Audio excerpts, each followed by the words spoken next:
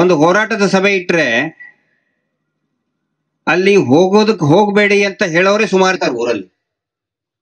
ಬಹುಶಃ ಇವರು ಒಂದಿಷ್ಟು ವರ್ಷದ ಹಿಂದೆ ಈ ಸಂಘಗಳನ್ನ ಮಾಡಿದ್ರು. ಬಹುಶಃ ಅದೇ ಉದ್ದೇಶಕ್ಕಾಗಿನೇ ಈ ಸಂಘಗಳನ್ನ ಮಾಡಿದ್ರು ಅಂತ ನನಗನ್ನಿಸ್ತಾ ಇದೆ. ಇವತ್ತು ಬರೀ ಕಾಸರಗೋಡಿನಲ್ಲಿ ಇಷ್ಟೇ ಅಲ್ಲ, ನಾವು ಕರಾವಳಿ ಉದ್ದಕ್ಕೂ ಕೂಡ ನೋಡಿದೀವಿ. ಅಲ್ಲಿ ಸೌಜನ್ಯಾಳ ಪರವಾಗಿ ನ್ಯಾಯ ಸಿಗಬೇಕು ಅಂತ ಹೇಳಿ ಕಾರ್ಯಕ್ರಮ ಮಾಡಿದ್ರೆ ಹೋರಾಟಕ್ಕೆ ಹೋಗಬೇಡಿ ಅನ್ನೋದಕ್ಕೆ ಒಂದು 10 ಜನ ಇರ್ತಾರೆ. ಆದ್ರೂ ಕೂಡ ಯಾಕೆ ಇಷ್ಟೊಂದು ಜನ ಬರ್ತಾ ಇದ್ದಾರೆ ಅಂತ ಹೇಳಿದ್ರೆ, ಇಲ್ಲಿ ಚೇರ್ ಇರ್ತದೆ, ಪೆಂಡಲ್ ಹಾಕಿರ್ತಾರೆ, ಭಾಷಣ ಮಾಡ್ತಾರೆ ಅಂತ ಯಾರು ಬರ್ತಾ ಇಲ್ಲ. ಬರೋರ ಪ್ರತಿಯೊಬ್ಬರಿಗೂ ಕೂಡ ಹೆಣ್ಣು ಮಕ್ಕಳ ಬಗ್ಗೆ ಒಂದು ಕಾಳಜಿ ಇದೆ, ಒಂದು ಆತಂಕ ಇದೆ. ಮುಂದೆ ನಮ್ಮ ಮನೆಯಲ್ಲಿರುವ ಹೆಣ್ಮಕ್ಳಿಗೂ ಕೂಡ ಈ ತರ ಆಗ್ಬಾರ್ದು ಅಂತ ಹೇಳಿ ಅದರ ಸಲುವಾಗಿ ಇಷ್ಟೊಂದು ಜನ ಬರ್ತಾ ಇದ್ದಾರೆ. ಇಡೀ ರಾಜ್ಯಾದ್ಯಂತ ಎಲ್ಲೇ ಕಾರ್ಯಕ್ರಮ ಮಾಡಿದ್ರು ಕೂಡ ಸೌಜನ್ಯ ಹೋರಾಟ ಇದು ನಾವೇನೋ ತೇಜೋವಧೆ ಮಾಡೋದ್ರ ಸಲುವಾಗಿ ಮಾಡ್ತಾ ಇಲ್ಲ. ನಾನು ಬಹಳ ಸ್ಪಷ್ಟಪಡಿಸ್ತಾ ಇದ್ದೀನಿ, ಇದರ ಉದ್ದೇಶ ಯಾವುದೇ ಹೆಣ್ಣು ಮಕ್ಕಳಿಗೂ ಕೂಡ ಬೇಕಾದ್ರೆ ನೋಡಿ, ನೀವು ಪ್ರತಿಯೊಬ್ರು ಹೆಣ್ಣನ ಜೊತೆಗೆ ಅಕ್ಕರೇತರ ಇದ್ದವ್ರೆ. ಯಾರಿಗೋ ಒಬ್ಬರಿಗೆ ತಾಯಿ ಅಂತೂ ಇದ್ದೇ ಇರ್ತಾಳ, ತಂಗಿ ಇರ್ತಾರೆ, ಹೆಂಡತಿ, ಮಕ್ಕಳು, ಮಗಳು, ಸೊಸೆ, ಫ್ರೆಂಡು, ಯಾರಾದ್ರೂ ಇದ್ದೇ ಇರ್ತಾರೆ. ಅವು ಎಲ್ಲರ ಒಂದು ರಕ್ಷಣೆ ಆಗಬೇಕು. ನಿರ್ಭಯ ಪ್ರಕರಣ ಆದ ನಂತರ ಇಡೀ ದೇಶದಲ್ಲಿ ಆಲೋಚನೆ ಬದಲಾವಣೆ ಆಗಿದೆ. ಹಿಂಗಾಗಿ ನಾನು ಸಾರ್ವಜನಿಕರಲ್ಲಿ ವಿನಂತಿ ಮಾಡ್ಕೋತಾ ಇದ್ದೇನೆ, ಈಗೇನು ಹೇಳ್ತಾ ಇದಾರಲ್ಲ ಹೋಗ್ಬೇಡಿ, ಅಲ್ಲಿ ಹೋಗ್ಬೇಡಿ, ಹೋರಾಟಕ್ಕೆ ಹೋಗ್ಬೇಡಿ ಅಂತ ಹೇಳಿ, ಇದು ಸೌಜನ್ಯ ಈಗ ಇಷ್ಟೊಂದು ಯಾಕೆ ನಾವು ಒತ್ತು ಕೊಟ್ಟು ಹೇಳ್ತಾ ಇದೀವಿ ನ್ಯಾಯ ಸಿಗಬೇಕು ಅಂತ ಹೇಳಿದ್ರೆ, ಯಾರು ಅತ್ಯಾಚಾರಿಗಳಿದಾರಲ್ಲ ಅವರು ಒಂದು ಉದಾಹರಣೆ ಆಗಿದ್ದಾರೆ, ಒಂದು ಎಕ್ಸಾಂಪಲ್ ಸೆಟ್ ಮಾಡಿದ್ದಾರೆ. ಅವರು ನಮ್ಮ ಹತ್ರ ದುಡ್ಡಿದ್ರೆ, ರಾಜಕೀಯ ಪ್ರಭಾವ ಇದ್ರೆ, ಅದ್ರ ಜೊತೆಗೆ ಧರ್ಮದ ಹೆಸರಿದ್ರೆ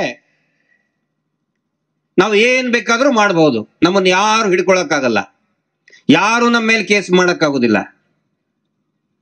ಅಂತ ಹೇಳಿ ಅನೇಕ ವರ್ಷದಿಂದ ಅದನ್ನೇ ಮಾಡ್ತಾ ಬಂದಿದ್ದಾರೆ ಅವರು. ಆದ್ರೆ ಈ ಹೋರಾಟದ ಉದ್ದೇಶ ಅಂತ ಗಲ್ಲಿಗೆ ಏರಿಸಿದಾಗ ಪ್ರತಿಯೊಬ್ಬರಿಗೂ ಕೂಡ ಒಂದು ಆತ್ಮವಿಶ್ವಾಸ ಬರ್ತದೆ, ಕಾನೂನಿನ ಮುಂದೆ ಎಲ್ಲರೂ ಕೂಡ ಒಬ್ಬರೇ ಅಂತ ಹೇಳಿ. ಪ್ರಸನ್ನಕ್ಕ ಮಾತಾಡ್ತಾ ಹೇಳಿದ್ಲು ಎಷ್ಟು ಬರ್ಬರವಾಗಿ ಸೌಜನ್ಯಾಳ ಹತ್ಯೆ ಆಗಿದೆ ಅಂತ ಹೇಳಿ.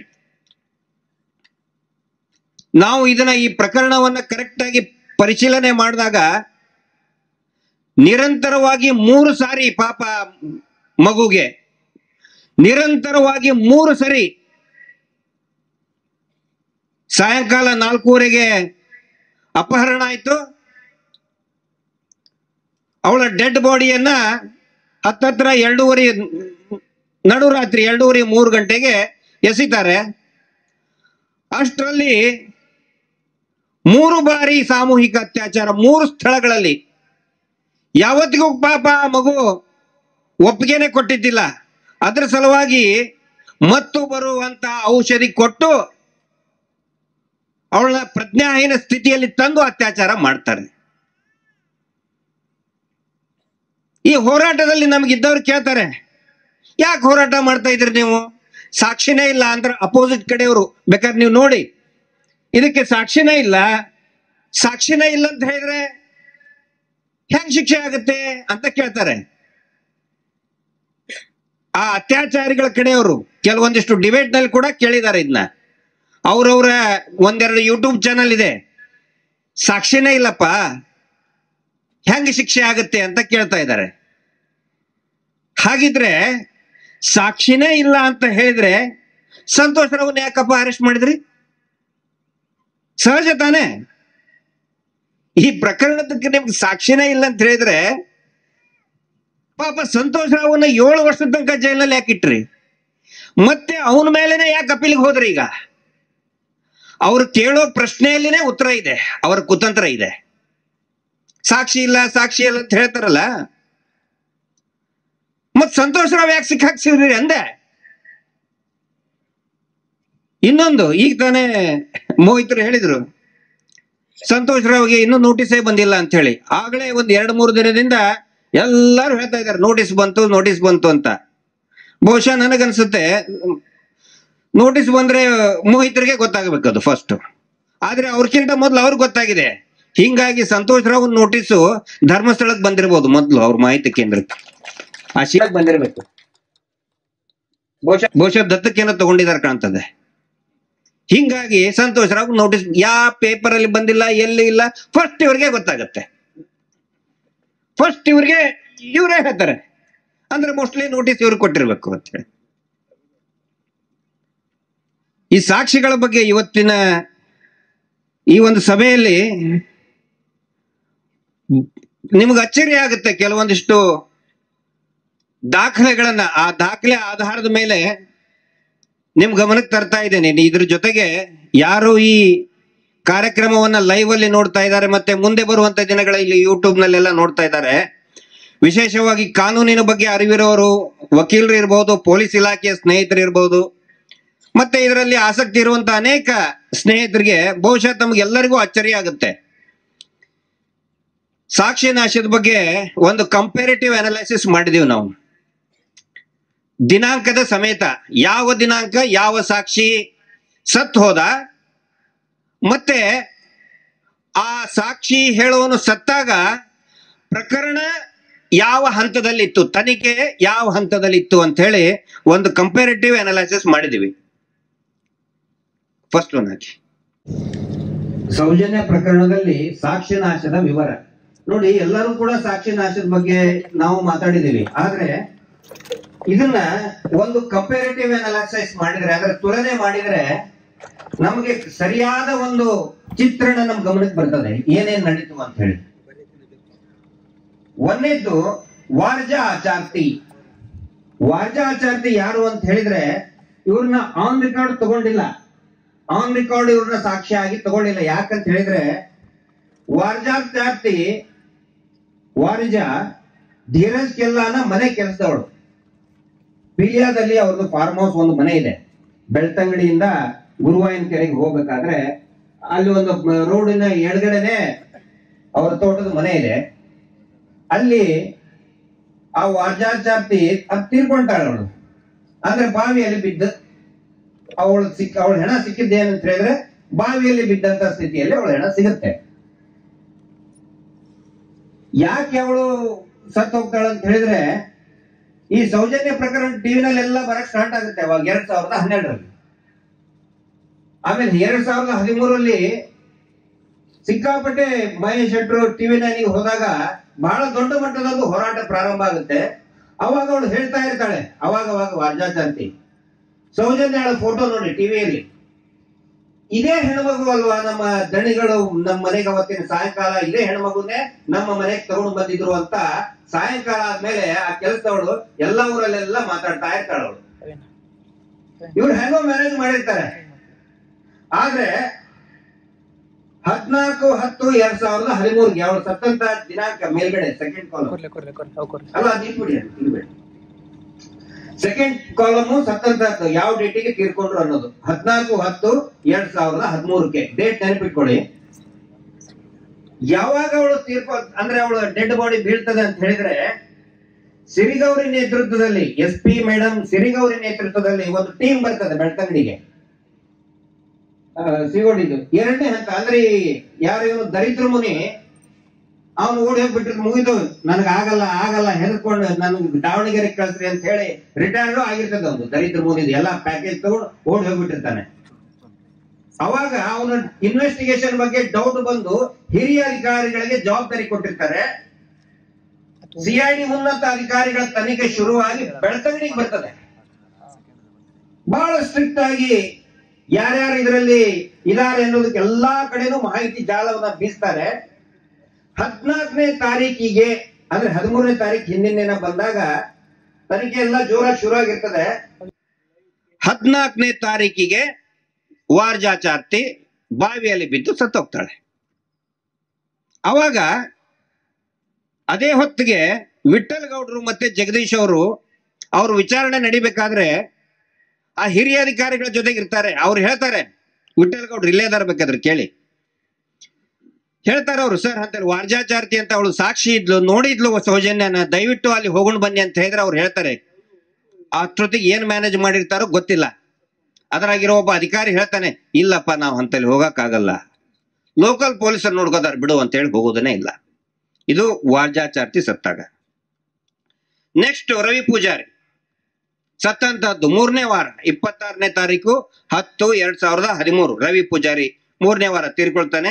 ಅವಾಗ ಏನು ಪ್ರಗತಿ ಇತ್ತು? ರವಿ ಪೂಜಾರಿ ಸಾಕ್ಷಿ, ಅವನು ಆನ್ ರೆಕಾರ್ಡ್ ವಿಟ್ನೆಸ್ ಅವನು ರವಿ ಪೂಜಾರಿ. CID ಅಲ್ಲಿ ಅವನೊಬ್ಬನೇ ಸಾಕ್ಷಿ. ಯಾರಂತ ಹೇಳಿದ್ರೆ ರವಿ ಪೂಜಾರಿ ಸೌಜನ್ಯಗಳನ್ನ ಬಾಹುಬಲಿ ಬೆಟ್ಟದಿಂದ ಅಂತ ತಗೊಂಡು ಬಂತ. ಯಾರು ಸಂತೋಷ್ ರಾವ್ನ ಬಾಹುಬಲಿ ಬೆಟ್ಟದಿಂದ ಇಟ್ಕೊಂಡು ಬಂದೆ ಅಂತ ಹೇಳ್ತಾನ ಅವನು. ನೋಡಿ 26/10/2013 ಎಷ್ಟು ದಿನ ಆಯ್ತು ವಾರ್ಜಾಚಾರ್ತಿ ಸತ್ತು? ಅವಳು 14, ಇವಳು 26, 12 ದಿನ. ತನಿಖೆ ಯಾವ ಹಂತದಲ್ಲಿ ಇತ್ತು ಅಂತ ಹೇಳಿದ್ರೆ CID ತನಿಖೆ ಅದು ಪ್ರಗತಿ ಆಗ್ತಾ ಇತ್ತು. ಮತ್ತೆ ಇಡೀ ರಾಜ್ಯದಲ್ಲಿ ವಿಶೇಷವಾಗಿ ಬೆಳ್ತಂಗಡಿಯಲ್ಲಿ CBI ಕೊಡಬೇಕು ಅಂತ ದೊಡ್ಡ ಮಟ್ಟದ ಧ್ವನಿ ಆಗ್ತಾ ಇತ್ತು. ಮಹೇಶ್ ಶೆಟ್ರು ಅವಾಗ ಗುಡುಕ್ತಾನೆ ಇದ್ರು. ಆನಂತರ ಬೇರೆ ಬೇರೆ ಸಂಘಟನೆಗಳು, ಕಾಲೇಜಿನ ಒಕ್ಕೂಟ ಮತ್ತು ವಿದ್ಯಾರ್ಥಿಗಳು ಎಲ್ಲರೂ ಕೂಡ ಜೋರಾಗಿ ಒಂದು ಆಗ್ರಹ ಮಾಡ್ತಾ ಇರ್ತಾರೆ. ಏನಂತ ಹೇಳಿದ್ರೆ CBI ತನಿಖೆ ಕೊಡಬೇಕು ಅಂತ ಹೇಳಿ. ಆ ಹೊತ್ತಿಗೆ ರವಿ ಪೂಜಾರಿ ನೇತ್ರಾವತಿ ಸ್ನಾನಘಟ್ಟದ ಪಕ್ಕದಲ್ಲಿರುವಂತಹ ಒಂದು ಸಣ್ಣ ಕೊಠಡಿಯಲ್ಲಿ ಸತ್ತೋಗ್ತಾನೆ. ಯಾವ ಪೋಸ್ಟ್ ಮಾರ್ಟಮ್ ರಿಪೋರ್ಟ್ ಇಲ್ಲ, ಕೊಡೋದಿಲ್ಲ, ಏನೂ ಇಲ್ಲ. ವಾರ್ಜಾಚಾರ್ತಿದು ಅಡ್ಗೆ. ತಾರೀಕೆಷ್ಟು? 26/10. 3ನೇದ್ ಬರೋಣ, ಗೋಪಾಲಕೃಷ್ಣ ಗೌಡ ಅಂತ. 5ನೇ ತಾರೀಕು ನವೆಂಬರ್ಗೆ ತೀವ್ರ ಅಸ್ವಸ್ಥ ಆಗಿಬಿಡ್ತಾನೆ. ಅವನಿಗೆ ಏನಾಗುತ್ತೋ ಯಾರಿಗೂ ಗೊತ್ತಾಗಲ್ಲ ಪಾಪ. ಅವನು ಸಾಕ್ಷಿ. ಅಸ್ವಸ್ಥ ಆಗ್ತಾನೆ. ಆಮೇಲೆ ಸ್ವಲ್ಪ ಒಂದಿಷ್ಟು ತಿಂಗಳಾದ್ಮೇಲೆ ಸತ್ತು ಹೋಗ್ತಾನ ಅವನು. ಕೋರ್ಟಿಗೆ ಬರಲ್ಲ ಅವನು. ಕೋರ್ಟಿಗೆ ಬರೋದೇನಿಲ್ಲ. ಅವನಿಗೆ ಆಗಿದ್ದೆ ಯಾವಾಗ? 5ನೇ ತಾರೀಕಿಗೆ ತೀವ್ರವಾಗಿ ಅಸ್ವಸ್ಥನಾಗ್ತಾನೆ. ನೆಕ್ಸ್ಟ್ ದಿನೇಶ್ ಗೌಡ 20/11/2013 ಆಕ್ಸಿಡೆಂಟ್ ಆಗಿ ಬಾಲಕೃಷ್ಣ ಪೂಜಾರಿ ಅನ್ನೋನು ಆಕ್ಸಿಡೆಂಟ್ ಮಾಡ್ತಾನೆ. ಯಾರ ಬಾಲಕೃಷ್ಣ ಪೂಜಾರಿ ಅಂತ ಹೇಳಿದ್ರೆ, ಸೌಜನ್ಯಾಳ ಹತ್ಯೆ ಆದಾಗ ಮರುದಿನ ಅವಳ ತಾಯಿನ ಹಾಸ್ಪಿಟಲ್ ನಲ್ಲಿ ಒಂದು ಕೊಠಡಿಯಲ್ಲಿ ಕೂಡ ಹಾಕಿ ಕುಸುಮಾವತಿಗೆ ಅಂದ್ರೆ ಮಾನಸಿಕವಾಗಿ ಅವಳಿಗೆ ಅಸ್ವಸ್ಥಳಾಗಿದ್ದಾಳೆ, ಯಾರು ಕೂಡ ಮೀಡಿಯಾ ಪರ್ಸನ್ ಮಾಧ್ಯಮದವರು ಬರಲೇಬಾರ್ದು ಅಂತ ಹೇಳಿ ತಾಕೀತ್ ಮಾಡಿದ್ದವನು ಅದೇ ಬಾಲಕೃಷ್ಣ ಪೂಜಾರಿ. ಯಾವಾಗ? 20ನೇ ತಾರೀಕು 11ನೇ ತಿಂಗಳು ನವೆಂಬರ್ 20ನೇ ತಾರೀಕು ದಿನೇಶ್ ಗೌಡ ಆಕ್ಸಿಡೆಂಟ್ ಮಾಡಿ ಅವನು ಕೊಲ್ತಾನೆ. 20ನೇ ತಾರೀಕಿಗೆ ದಿನೇಶ್ ಗೌಡನ ಯಾಕೆ ಅಂತ ಹೇಳಿದ್ರೆ, ದಿನೇಶ್ ಗೌಡನಿಗೆ ಇದ್ರ ಇಂಚು ಕೂಡ ಗೊತ್ತಿರ್ತದೆ. ಹೀಗಾಗಿ ಅವನು ಮಹೇಶ್ ಶೆಟ್ಟರ್ ಜೊತೆಗೆ ಸೌಜನ್ಯ ನ್ಯಾಯಪರ ಹೋರಾಟದಲ್ಲಿ ಬಹಳ ಉತ್ಸುಕನಾಗಿರ್ತಾನ ಅವನು. ಯಾಕಂದ್ರೆ ಅವನಿಗೆ ಗೊತ್ತಿರ್ತದೆ, ಗೊತ್ತದ ಸಾಕ್ಷಿಗಳು ಯಾರ್ಯಾರು ಹಿಂಗೆ ಯಾವ ರೀತಿ ಕೊಲೆ ಆಯ್ತು ಅಂತ ಸರಿಯಾಗಿ ಗೊತ್ತಿರ್ತದೆ. ಅವನು ಸಾಕ್ಷಿ ಆಗೋದಕ್ಕೂ ರೆಡಿ ಇರ್ತಾನೆ. ಆನ್ ರೆಕಾರ್ಡ್ ಸಾಕ್ಷಿ ಅಲ್ಲ ದಿನೇಶ್ ಗೌಡ. ಇದ್ರಲ್ಲಿ ಅವನು ಸಾಕ್ಷಿ ಮಾಡ್ಬೇಕಂದ್ರೂ ಕೂಡ ಅವನು ಮಾಡಿಸೋದಕ್ಕೆ ಬಿಡುದಿಲ್ಲ. 20ನೇ ತಾರೀಕಿಗೆ ಅವನು ಸತ್ತು ಹೋಗ್ತಾನೆ. ನವೆಂಬರ್ 20ನೇ ತಾರೀಕಿಗೆ. ನೋಡಿ ಈ 4 ಇದನ್ನ ನೋಡಿ ನೀವು, ಬರೀ 35 ದಿನದಲ್ಲಿ 3 ಜನ ಸತ್ತೇ ಹೋಗ್ಬಿಡ್ತಾರೆ. ಡೇಟ್ ಕಂಪೇರ್ ಮಾಡಿ ನೀವು. ಸ್ಟಾರ್ಟ್ ಯಾವಾಗ? 20ನೇ ಫಸ್ಟ್ ಯಾವಾಗ? 14ನೇ ತಾರೀಕು ಅಕ್ಟೋಬರ್ ಇಂದ 2013 ಅಕ್ಟೋಬರ್ 14ನೇ ತಾರೀಕು. ಅಲ್ಲಿಂದ ದಿನೇಶ್ ಗೌಡ ಸತ್ತಿದ್ದೆಷ್ಟು? ನವೆಂಬರ್ 20. 35 ದಿನದಲ್ಲಿ 3 ಜನ ಸತ್ತು ಹೋಗ್ತಾರೆ ಮತ್ತು ಒಬ್ಬನು ತೀವ್ರವಾಗಿ ಅಸ್ವಸ್ಥನಾಗ್ತಾನೆ. ಅವನು ಸಾಕ್ಷಿ ಹೇಳಲ್ಲ. ಏನಿದ್ರ ಅರ್ಥ? ನಾವು ಈ ಸತ್ರು ಅಂದ್ರೆ ಯಾವಾಗೋ ಸತ್ತಿಲ್ಲ, ಒಂದೊಂದು ವರ್ಷದ ಡಿಫ್ರೆನ್ಸ್ ಅಲ್ಲಿ ಸತ್ತಿಲ್ಲ. ಯಾವಾಗ ಸಾಯ್ತಾರೆ ಅಂದ್ರೆ ನೋಡಿ, ದಿನೇಶ್ ಗೌಡನು ಕೂಡ ದಿನೇಶ್ ಗೌಡ ಯಾವಾಗ ಸಾಯ್ತಾನಂತ ಹೇಳಿದ್ರೆ ಸಿಬಿಐ ಆಲ್ರೆಡಿ ಸ್ಟಾರ್ಟ್ ಆಗಿಬಿಟ್ಟಿರ್ತದೆ, ಆಫೀಸರ್ಸ್ ಬರಕ್ ಪ್ರಾರಂಭ ಮಾಡ್ತಾರೆ, ಅವಾಗ ದಿನೇಶ್ ಗೌಡ ಸಾಯ್ತಾನೆ. ಅಂದ್ರೆ ಸಿಐಡಿ 2ನೇ ಹಂತದ ತನಿಖೆ ಮುಗಿಸಿ ಸಿಬಿಐ ಪ್ರಾರಂಭ ಆಗೋದ್ರೊಳಗಡೆನೆ 4 ಜನ ಮುಗಿದೋಗ್ಬಿಡ್ತಾರೆ. ಅಲ್ಲಿ ಸಂಶಯ ಬರ್ತದೋ ಇಲ್ಲೋ, ಇಲ್ಲಿ 4 ಜನ. ಆನಂತರ ಇನ್ನೊಬ್ನು ಲಾಸ್ಟಿಗೆ ಹರೀಶ್ ಮಡಿವಾಳನ ಬಗ್ಗೆ ವಿತ್ CCTV ಫುಟೇಜ್ ಇಟ್ಟು ನಾನು ತೋರಿಸಿದ್ದೀನಿ. ಧರ್ಮಸ್ಥಳದಿಂದ ಉಜ್ರೆಗೆ ಹೋಗೋ ರಸ್ತೆಯಲ್ಲಿ ಅವನು 31/12/2021 ತೀರ್ಕೋತಾರೆ. ಕೇಳಬಹುದು 2020 ಹರೀಶನ್ ಇಂಪಾರ್ಟೆನ್ಸ್ ಏನು ಇದರಲ್ಲಿ ಅಂತ ಹೇಳಿ. ಹರೀಶ್ ಮಡಿವಾಳಂದ್ ಏನು ಅಂತ ಹೇಳಿದ್ರೆ, ಸೌಜನ್ಯ ಮತ್ತು ಸಂತೋಷ್ ರಾವ್ನ ಅವನು ಒಟ್ಟಿಗೆ ನೋಡಿದ್ರು. ಅವನು ನೋಡಿದವ್ರು ಯಾರು? ಹರೀಶ್ ಮಡಿವಾಳ ಅಂತ. ನೋಡಿದ್ರೆ ಮತ್ತೆ ಕೋರ್ಟಿಗೆ ಬರ್ಬೇಕಲ್ಲ, ಅವನು ಕೋರ್ಟಿಗೆ ಬರ್ಬೇಕಲ್ಲ. ಆದ್ರೆ ವಾಸ್ತವ ಪರಿಸ್ಥಿತಿ ಏನಂತ ಹೇಳಿದ್ರೆ, ಹರೀಶ್ ನೋಡಿದ್ದು ಸೌಜನ್ಯಳ ಜೊತೆಗೆ, ಸೌಜನ್ಯನ ಪಕ್ಕದಲ್ಲಿ ಒಬ್ಬ ದಪ್ಪಗೆ ಕುಳ್ಳಗೆ ಇರುವಂತಹ ವ್ಯಕ್ತಿಯನ್ನ ನೋಡಿರ್ತಾನೆ. ಇದನ್ನ ನಮ್ಮ ಪುರಂದರ್ ಅವರು ಹೇಳಿದ್ದಾರೆ, ಕೂಡ್ಲಾರಾಮ್ ಪೇಜಲ್ಲಿ ಹೇಳಿದ್ದಾರೆ. ಅದನ್ನ ಈ ಸಿಐಡಿ ದರಿದ್ರ ಮುನಿ DSP ಅನ್ನೋ ಮಹಾಶಯ ಹೆಂಗೆ ತಿರುಗಿಸಿದಾನ ಅಂತ ಹೇಳಿದ್ರೆ, ಅವನು ಸೌಜನ್ಯ ಮತ್ತು ಸಂತೋಷ್ ಇಬ್ಬಿಬ್ರು ಒಟ್ಟಿಗೆ ಇದ್ರು ಅಂತ ಹರೀಶ್ ನೋಡಿದ ಅಂತ ಹೇಳ್ತಾರೆ. ಈ ವಿಷಯ ಪಾಪ ಅವನಿಗೆ, ಹರೀಶನಿಗೆ ಆಮೇಲೆ ಅವನಿಗೆ ಗೊತ್ತಾಗುತ್ತೆ, ನಾನು ಈ ತರ ಹೇಳಿಕೆ ಕೊಡಬಾರದು ಅಂತ ಹೇಳಿ. 2 ಮಕ್ಕಳು ಇರ್ತಾರ ಅವನಿಗೆ. ಆ ಮಗು, ಇನ್ನೊಂದು ಮಗು ಹುಟ್ಟಿದ ಮೇಲೆ ಅವನಿಗೆ ಬಹಳ ಮನಸ್ಸಿಗೆ ಬರೋಕ್ ಚಾಲು ಆಗುತ್ತೆ, ನಾನು ಸುಳ್ಳು ಹೇಳಬಾರ್ದು, ನಾನು ಸೌಜನ್ಯನ ಮತ್ತೆ ಸಂತೋಷ್ ರಾವ್ನ ಒಟ್ಟಿಗೆ ನೋಡಿಲ್ಲ, ನಾನು ಹೇಳಲ್ಲ ಅಂತ ಹೇಳ್ತಾನ ಅವನು. ಹರೀಶ್ ಮಡಿವಾಳ ಬರೀ ಧರ್ಮಸ್ಥಳದ ಇದ್ದವನಲ್ಲ, ಬೆಂಗಳೂರಿನಲ್ಲಿ ಸುರೇಂದ್ರನ ಮನೆಯಲ್ಲಿ ಕೂಡ ಇರ್ತಾ ಇದ್ನವನು. ಒಂದು 3-4 ವರ್ಷ ಅವನು ಸೇವೆ ಮಾಡ್ದಂತವನು. ಅವ್ರ ಮನೆಗಲ್ಲಿ ಬೆಂಗಳೂರಿನಲ್ಲಿ ದಣಿಗಳ ಮನೆಗೆ ಕಾಯಿಪಲ್ಯ ತರೋದು ಎಲ್ಲ ಪ್ರತಿಯೊಂದು ಕೆಲಸನೂ ಮಾಡ್ತಾ ಇರ್ತಾನೆ. ಹಿಂಗಾಗಿ ನಮಗ್ ಬಹಳ ಆತ್ಮೀಯ ಇವನು ಅಂತ ಹೇಳಿ ಅವನಿಗೆ ಮುಂದ್ ಬಿಡ್ತಾರೆ, ನೀನೇ ನೋಡಿದೆ ಅಂತ ಹೇಳ್ಬಿಡು ಅಂತೇಳಿ. ಆದ್ರೆ ನೋಡಿ ದೇವರ ಲೀಲೆ, ಅವನ ಮನಸ್ಸು ಟರ್ನ್ ಆಗ್ಬಿಡ್ತದೆ, ಅವನು ಒಪ್ಪೋದಿಲ್ಲ, ನಾನ್ ಸಾಕ್ಷಿ ಹೇಳಲ್ಲ ಅಂತ ಅವನು ಹೇಳ್ತಾನೆ. ಈ ದಣಿಗಳ ಕಡೆ ಅಂತ ಒತ್ತಾಯ ಇರ್ತದೆ, ನೀನ್ ಹೇಳಲೇಬೇಕು ಅಂತ ಹೇಳಿ. ಕೊನೆಗೆ ಯಾವಾಗ ಅವನು ನಾನು ಹೇಳೋದೇ ಇಲ್ಲ ಅಂತ ಸಾಕ್ಷಿ ಅಂತ ಹೇಳ್ತಾನೆ, ಅವಾಗ ಅವನ ಹೆಂಡತಿ ಮತ್ತು ಚಿಕ್ಕ ಮಗು ಜೊತೆಗಿದ್ದಾಗ ಆಕ್ಸಿಡೆಂಟ್ ಮಾಡ್ತಾರ. ಇದ್ರ ಬಗ್ಗೆ ಬಹಳ ತಕರಾರು ಬಂದು, ಅವನ್ ಹೆಂಗೆ ಆಕ್ಸಿಡೆಂಟ್ ಮಾಡ್ತಾರೆ, ಹಾಂಗೆ ಹಿಂಗೆ ಅಂತೇಳಿ. ಈ ಪ್ರಕರಣದಲ್ಲಿನೂ ಕೂಡ FIR ಮಾಡಿದ್ದು ಕಂಪ್ಲೇಂಟ್ ದೂರದಾರ ಯಾರು, ಮಾವುತನ ಕೇಸ್ನಲ್ಲಿ ಹೆಂಗೆ ರಾಜೇಂದ್ರ ರೈ ಸಂಬಂಧನೇ ಇಲ್ಲ, ಅವನು ಅವ್ರ ಫ್ಯಾಮಿಲಿಗೆ ಸಂಬಂಧನೇ ಇಲ್ಲ, ಹೊಡೆದವನೇ ರಾಜೇಂದ್ರ ರೈ. ಅವನ ಕಡೆಯಿಂದ ದೂರು ಕಂಪ್ಲೇಂಟ್ ಕೊಡಿಸಿದ್ರು. ಈ ಪ್ರಕರಣದಲ್ಲಿನೂ ಕೂಡ ಹರೀಶ್ ಮಡಿವಾಳ ಆಕ್ಸಿಡೆಂಟ್ ಆದಾಗೂ ಕೂಡ ಕಂಪ್ಲೇಂಟ್ ಯಾರು ಕೊಡ್ತಾರ ಅಂತ ಹೇಳಿದ್ರೆ ಪ್ರವೀಣ್ ಗೌಡ ಅನ್ನ ಕೊಡ್ತಾನೆ. ಅವನು ಸ್ಪಾಟ್ ಅಲ್ಲೇ ಇಲ್ಲ, ಧರ್ಮಸ್ಥಳದ ಛತ್ರದಲ್ಲೋ ಲಾಜಂಗಲ್ಲೇ ಇರ್ತಾನ. ಅವನು ಆಕ್ಸಿಡೆಂಟ್ ಸ್ಪಾಟ್ ಅಲ್ಲಿ ಇಲ್ವೇ ಇಲ್ಲ. ಅವನಿಗೆ ಹೇಳ್ತಾರೆ ಧರ್ಮಸ್ಥಳದ ಇದ್ರ ಸೆಂಟರ್ ಇಂದ ಯಾವ್ದೋ ಅಂತಾರದಕ್ಕೆ, ಯಾವ್ದೋ ಸೆಂಟರ್ ಅಂತಾರಲ್ಲ, ಮಾಹಿತಿ ಕೇಂದ್ರದಿಂದ ಹುಡುಗರು ಫೋನ್ ಮಾಡ್ತಾರಂತೆ. ಅವ್ನು ಹೋಗ್ತಾನೆ, ಸಹಿ ಮಾಡ್ಬಾ ಅಂತೇಳಿ ಪೊಲೀಸ್ ಸ್ಟೇಷನ್ಗೆ ಹೋಗಿ ಸಹಿ ಮಾಡಿ ಬಂದ್ಬಿಡ್ತಾನೆ. ಇಷ್ಟೇ. ಇಲ್ಲಿ ಗಾಯಾಳುಗಳ ಸ್ಟೇಟ್ಮೆಂಟ್ ಇಲ್ಲ, ಅವನ ಸ್ಟೇಟ್ಮೆಂಟ್ ಮೇಲೆ ಮೆಡಿಕಲ್ ಲೀಗಲ್ ಸರ್ಟಿಫಿಕೇಟ್ ತಗೊಂಡು FIR ಮಾಡಬೇಕು, ಇಲ್ಲ ಅದನ್ನ ಮಾಡೋದನ್ನೇ ಇಲ್ಲ. ಇದಾಗಿ ಒಂದು 7-8 ತಿಂಗಳಾದ ನಂತರ ಹರೀಶ್ ಮಡಿವಾಳನು ಸತ್ತು ಹೋಗ್ಬಿಡ್ತಾನೆ. ಈ ರೀತಿ ಸಾಕ್ಷಿಗಳನ್ನ ಎಲ್ಲಾ ರೀತಿಯಾಗಿ ಮುಗಿಸ್ತಾ ಬರ್ತಾನೆ. ಇಲ್ಲಿ ನೀವು ಕೇಳಬಹುದು, ಹಾಗಿದ್ರೆ ಈಗ ನೋಡಿ ನಮ್ದು ಒಂದೇ ಪ್ರಶ್ನೆ, ಸಂತೋಷ್ ರಾವ್ನೇ ಏನಾದ್ರೂ ಮಾಡಿದ್ರೆ ಇಷ್ಟು ಪ್ರಭಾವ ಇದೆಯಾ ಅವನಿಗೆ? ಎಷ್ಟು? ಒಟ್ಟು 5 ಜನ ಸಾಕ್ಷಿಗಳು ಸತ್ತು ಹೋದ್ರು. 5 ಜನ, ಅದರಲ್ಲಿ 4 ಜನ ಬರೀ 35 ದಿನದಲ್ಲಿ ಸತ್ತು ಹೋದ್ರು. ಬರೀ 35 ದಿನದಲ್ಲಿ 4 ಜನ ಸಾಕ್ಷಿಗಳು ಸತ್ತು ಹೋಗ್ಬಿಟ್ರು. ಇದನ್ನ ತನಿಖೆ ಮಾಡಕ್ಕಾಗಲ್ವಾ? ಮಾಡ್ಬೇಕು ತಾನೇ. ಒಂದು ಸೀರಿಯಸ್ ಇನ್ವೆಸ್ಟಿಗೇಷನ್ ಇದು. ಸೌಜನ್ಯ ಪ್ರಕರಣ ಅಂತ ಹೇಳಿದ್ರೆ ಒಂದು ಇಡೀ ರಾಜ್ಯ ದೇಶವನ್ನೇ ತಲ್ಲಣಗೊಳಿಸಿದಂತ ಪ್ರಕರಣ. ಆದ್ರೆ ಸಾಕ್ಷಿನೇ ಸತ್ತು ಹೋಗಿದ್ದಾರೆ. ಅದು ಯಾವಾಗ? Within 35 days. 1 ವರ್ಷ ಅಲ್ಲ, ಇನ್ನು 1 ವರ್ಷದ ಅಂದ್ರೆ ಏನಾದ್ರು ರೋಗ ಬಂದು ಅದು ಆಗಿ ಇದನ್ನಾಗಿ ಸತ್ತಿರ್ಬೋದಪ್ಪ ಅಂತ ಅನ್ಕೋಬಹುದು. ಅಥವಾ ಕೋವಿಡ್ ಟೈಮ್ ಇತ್ತ? ಅಲ್ಲ, ಬರೀ 35 ದಿನದಲ್ಲಿ 4 ಜನ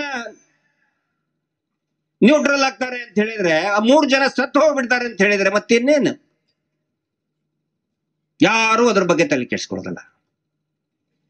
ನೆಕ್ಸ್ಟ್ ಇನ್ನೊಂದು, ನಾವು ಸಂತೋಷ್ ರಾವ್ ಬಗ್ಗೆ ಚರ್ಚೆ ಮಾಡ್ತೀವಿ, ಅಮಾಯಕ ಸಂತೋಷ್ ರಾವ್ ಅಂತ.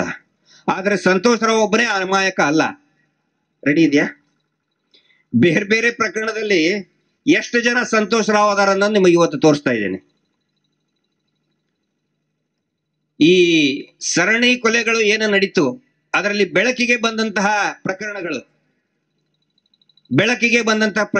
ಫಸ್ಟ್ ವೇದವಲ್ಲಿ ಪ್ರಕರಣ 1977ರಲ್ಲಿ ನಡೆದಂತಹ ವೇದವಲ್ಲಿ ಪ್ರಕರಣದಲ್ಲಿ, ಅವಾಗ ಆರೋಪಿತನನ್ನ ಯಾರನ್ನ ಮಾಡಕ್ ಪ್ರಯತ್ನ ಪಟ್ರು ಅಂತ ಹೇಳಿದ್ರೆ ಸ್ವತಃ ವೇದವಲ್ಲಿಯ ಗಂಡ ಡಾಕ್ಟರ್ ಹರಳೆ ಅವ್ರನ್ನ. ಪಾಪ ಅವರು ತನ್ನ ಹೆಂಡತಿ ಸತ್ತಿದ್ದಾಳೆ ಅಂತ ಹೇಳಿ ಅವ್ರು ಹೊಡೆದಾಡ್ತಾ ಇದ್ದಾರೆ, ಅಳ್ತಾ ಇದ್ದಾರೆ. ಹರಳೆನೆ ಮಾಡಿರ್ಬೇಕು ಅಂತ ಹೇಳಿ ಪೊಲೀಸರಿಗೆಲ್ಲ ಹೇಳಿ ಅವ್ರನ್ನ ಶಿಕ್ಷಾಕಕ್ಕೆ ನೋಡಿದ್ರು, ಹರಳೆ ಅವ್ರನ್ನ. ನೆಕ್ಸ್ಟ್ ಅವಾಗ ಅದನ್ನ ನಿಜವಾಗ್ಲೂ ಮಾಡಿದ್ ಯಾರು ಅಂತ ಹೇಳಿದ್ರೆ ಎಲ್ಲರಿಗೂ ಗೊತ್ತಿದೆ. ಆ ದಣಿಗಳ ನಿರ್ದೇಶನದ ಮೇಲೆ ನಾರಾಯಣ ಕಮ್ತ ಮಾಡಿದ್ದದನ್ನ. ನಾರಾಯಣ ಕಾಮತು ಮತ್ತು ದಣಿಗಳು ಎಲ್ಲ ಸೇರ್ಕೊಂಡು ನಮ್ಮ ಮೇಲೆ ಕೋರ್ಟಿಗೆ ಹೋದ್ಲಿ ಇವಳು ವೇದವಲ್ಲಿ ಅಂತ ಹೇಳಿ ಪ್ರಮೋಷನ್ಗೋಸ್ಕರ ಅವಳನ್ನ ಅತ್ಯಾಚಾರ ಮಾಡಿ ಸುಟ್ಟು ಹಾಕ್ತಾರೆ. ಆದ್ರೆ ಆರೋಪ ಮಾಡಿದ ಯಾರ ಮೇಲೆ? ಅಮಾಯಕ ಹರಳೆ, ಡಾಕ್ಟರ್ ಹರಳೆ. ಪಾಪ ಆ ವೇದವಲ್ಲಿಯ ಗಂಡ ಎಷ್ಟೋ ವರ್ಷದ ತನಕ ಸೌಜನ್ಯ ನ್ಯಾಯಪರ ಹೋರಾಟ ಪ್ರಾರಂಭ ಆದಾಗ್ಲೂ ಕೂಡ ಇದೇ ರೀತಿ ಹಳ್ಳಿಗಳಲ್ಲಿ ಹೋಗಿ ಬಂದು ಅವರು ಹೋರಾಟದ ಪರವಾಗಿ ನಿಂತವ್ರು, ಅವ್ರ ಮೇಲೆ ಆರೋಪ ಮಾಡಿದ್ರು. ನೆಕ್ಸ್ಟ್ ಪದ್ಮಲತಾ ಪ್ರಕರಣ 1987, 86 ಡಿಸೆಂಬರ್ನಲ್ಲಿ ಅಪಹರಣ ಆಯ್ತು, 87 ಜನವರಿಯಲ್ಲಿ ಡೆಡ್ ಬಾಡಿ ಸಿಕ್ತು. ಅಲ್ಲಿ ವಸಂತ್ ಕುಲಾಲ್ ಅಂತ, ಕಾಯರ್ ತಡ್ಕಾದ ವಸಂತ್ ಕುಲಾಲ್ ಅಂತ ಅವನು ಏನ್ ಮಾಡ್ತಾ ಇದ್ದ ಅಂದ್ರೆ ಜೀಪ್ ಡ್ರೈವರ್ ಇದ್ನವನು, ಜೀಪ್ ಡ್ರೈವರ್ ಹುಡುಗ. ಅವತ್ತಿನ ಇವನು ಏನು ಅರೆಸ್ಟ್ ಮಾಡ್ಕೊಂಡು ಹೋದ್ರಲ್ಲ, ಅವನು ಯಾವುದು ಅಯ್ಯಪ್ಪ ಸ್ವಾಮಿಗೆ ಮಾಲೆ ಹಾಕೋದ್ರಕ್ಕಿಂತ ಮುಂಚೆ ಶೇವಿಂಗ್ ಮಾಡ್ಕೊಂಡು ಬರ್ತಾರೆ ಎಲ್ಲ ಹುಡುಗರು. ಅದ್ರ ಸಲುವಾಗಿ ಪಾಪ ಹೋಗಿದ್ದ ಅವನು. ಅಲ್ಲಿಂದ ಹೇಳ್ಕೊಂಡು ಬಂದಿದ್ದಾರೆ ಅವನಿಗೆ. ಅವ್ನಿಗೆ ಗೊತ್ತಿಲ್ಲ ಏನಾಗ್ತಾ ಇದೆ ಅನ್ನೋದೇ ಗೊತ್ತಿಲ್ಲ. ವಸಂತ್ ಕುಲಾಲ್ ಅವ್ರ ತಂದೆ ಪಾಪ ಹೂವಪ್ಪ ಅಂತ ಹೇಳಿ, ಹೂವಪ್ಪ ಕುಲಾಲ್ ಅವ್ರ ಮನೆಗೆ ಹೋದಾಗ ಹೇಳ್ತಾ ಇದ್ರು ಪರಿಸ್ಥಿತಿ. ಕರ್ಕೊಂಡು ಹೋಗಿ ಬರೀ ಹೊಡಿದೆ ಅವನಿಗೆ ಪೊಲೀಸ್ ಸ್ಟೇಷನ್ ಅಲ್ಲಿ, ಯಾವುದು ಪುಂಜಾಲ್ಕಟ್ಟೆ ಪೊಲೀಸ್ ಸ್ಟೇಷನ್ಗೆ. ಅಲ್ಲಿ ಕರ್ಕೊಂಡು ಹೋಗಿ 3 ದಿನ ನಿರಂತರವಾಗಿ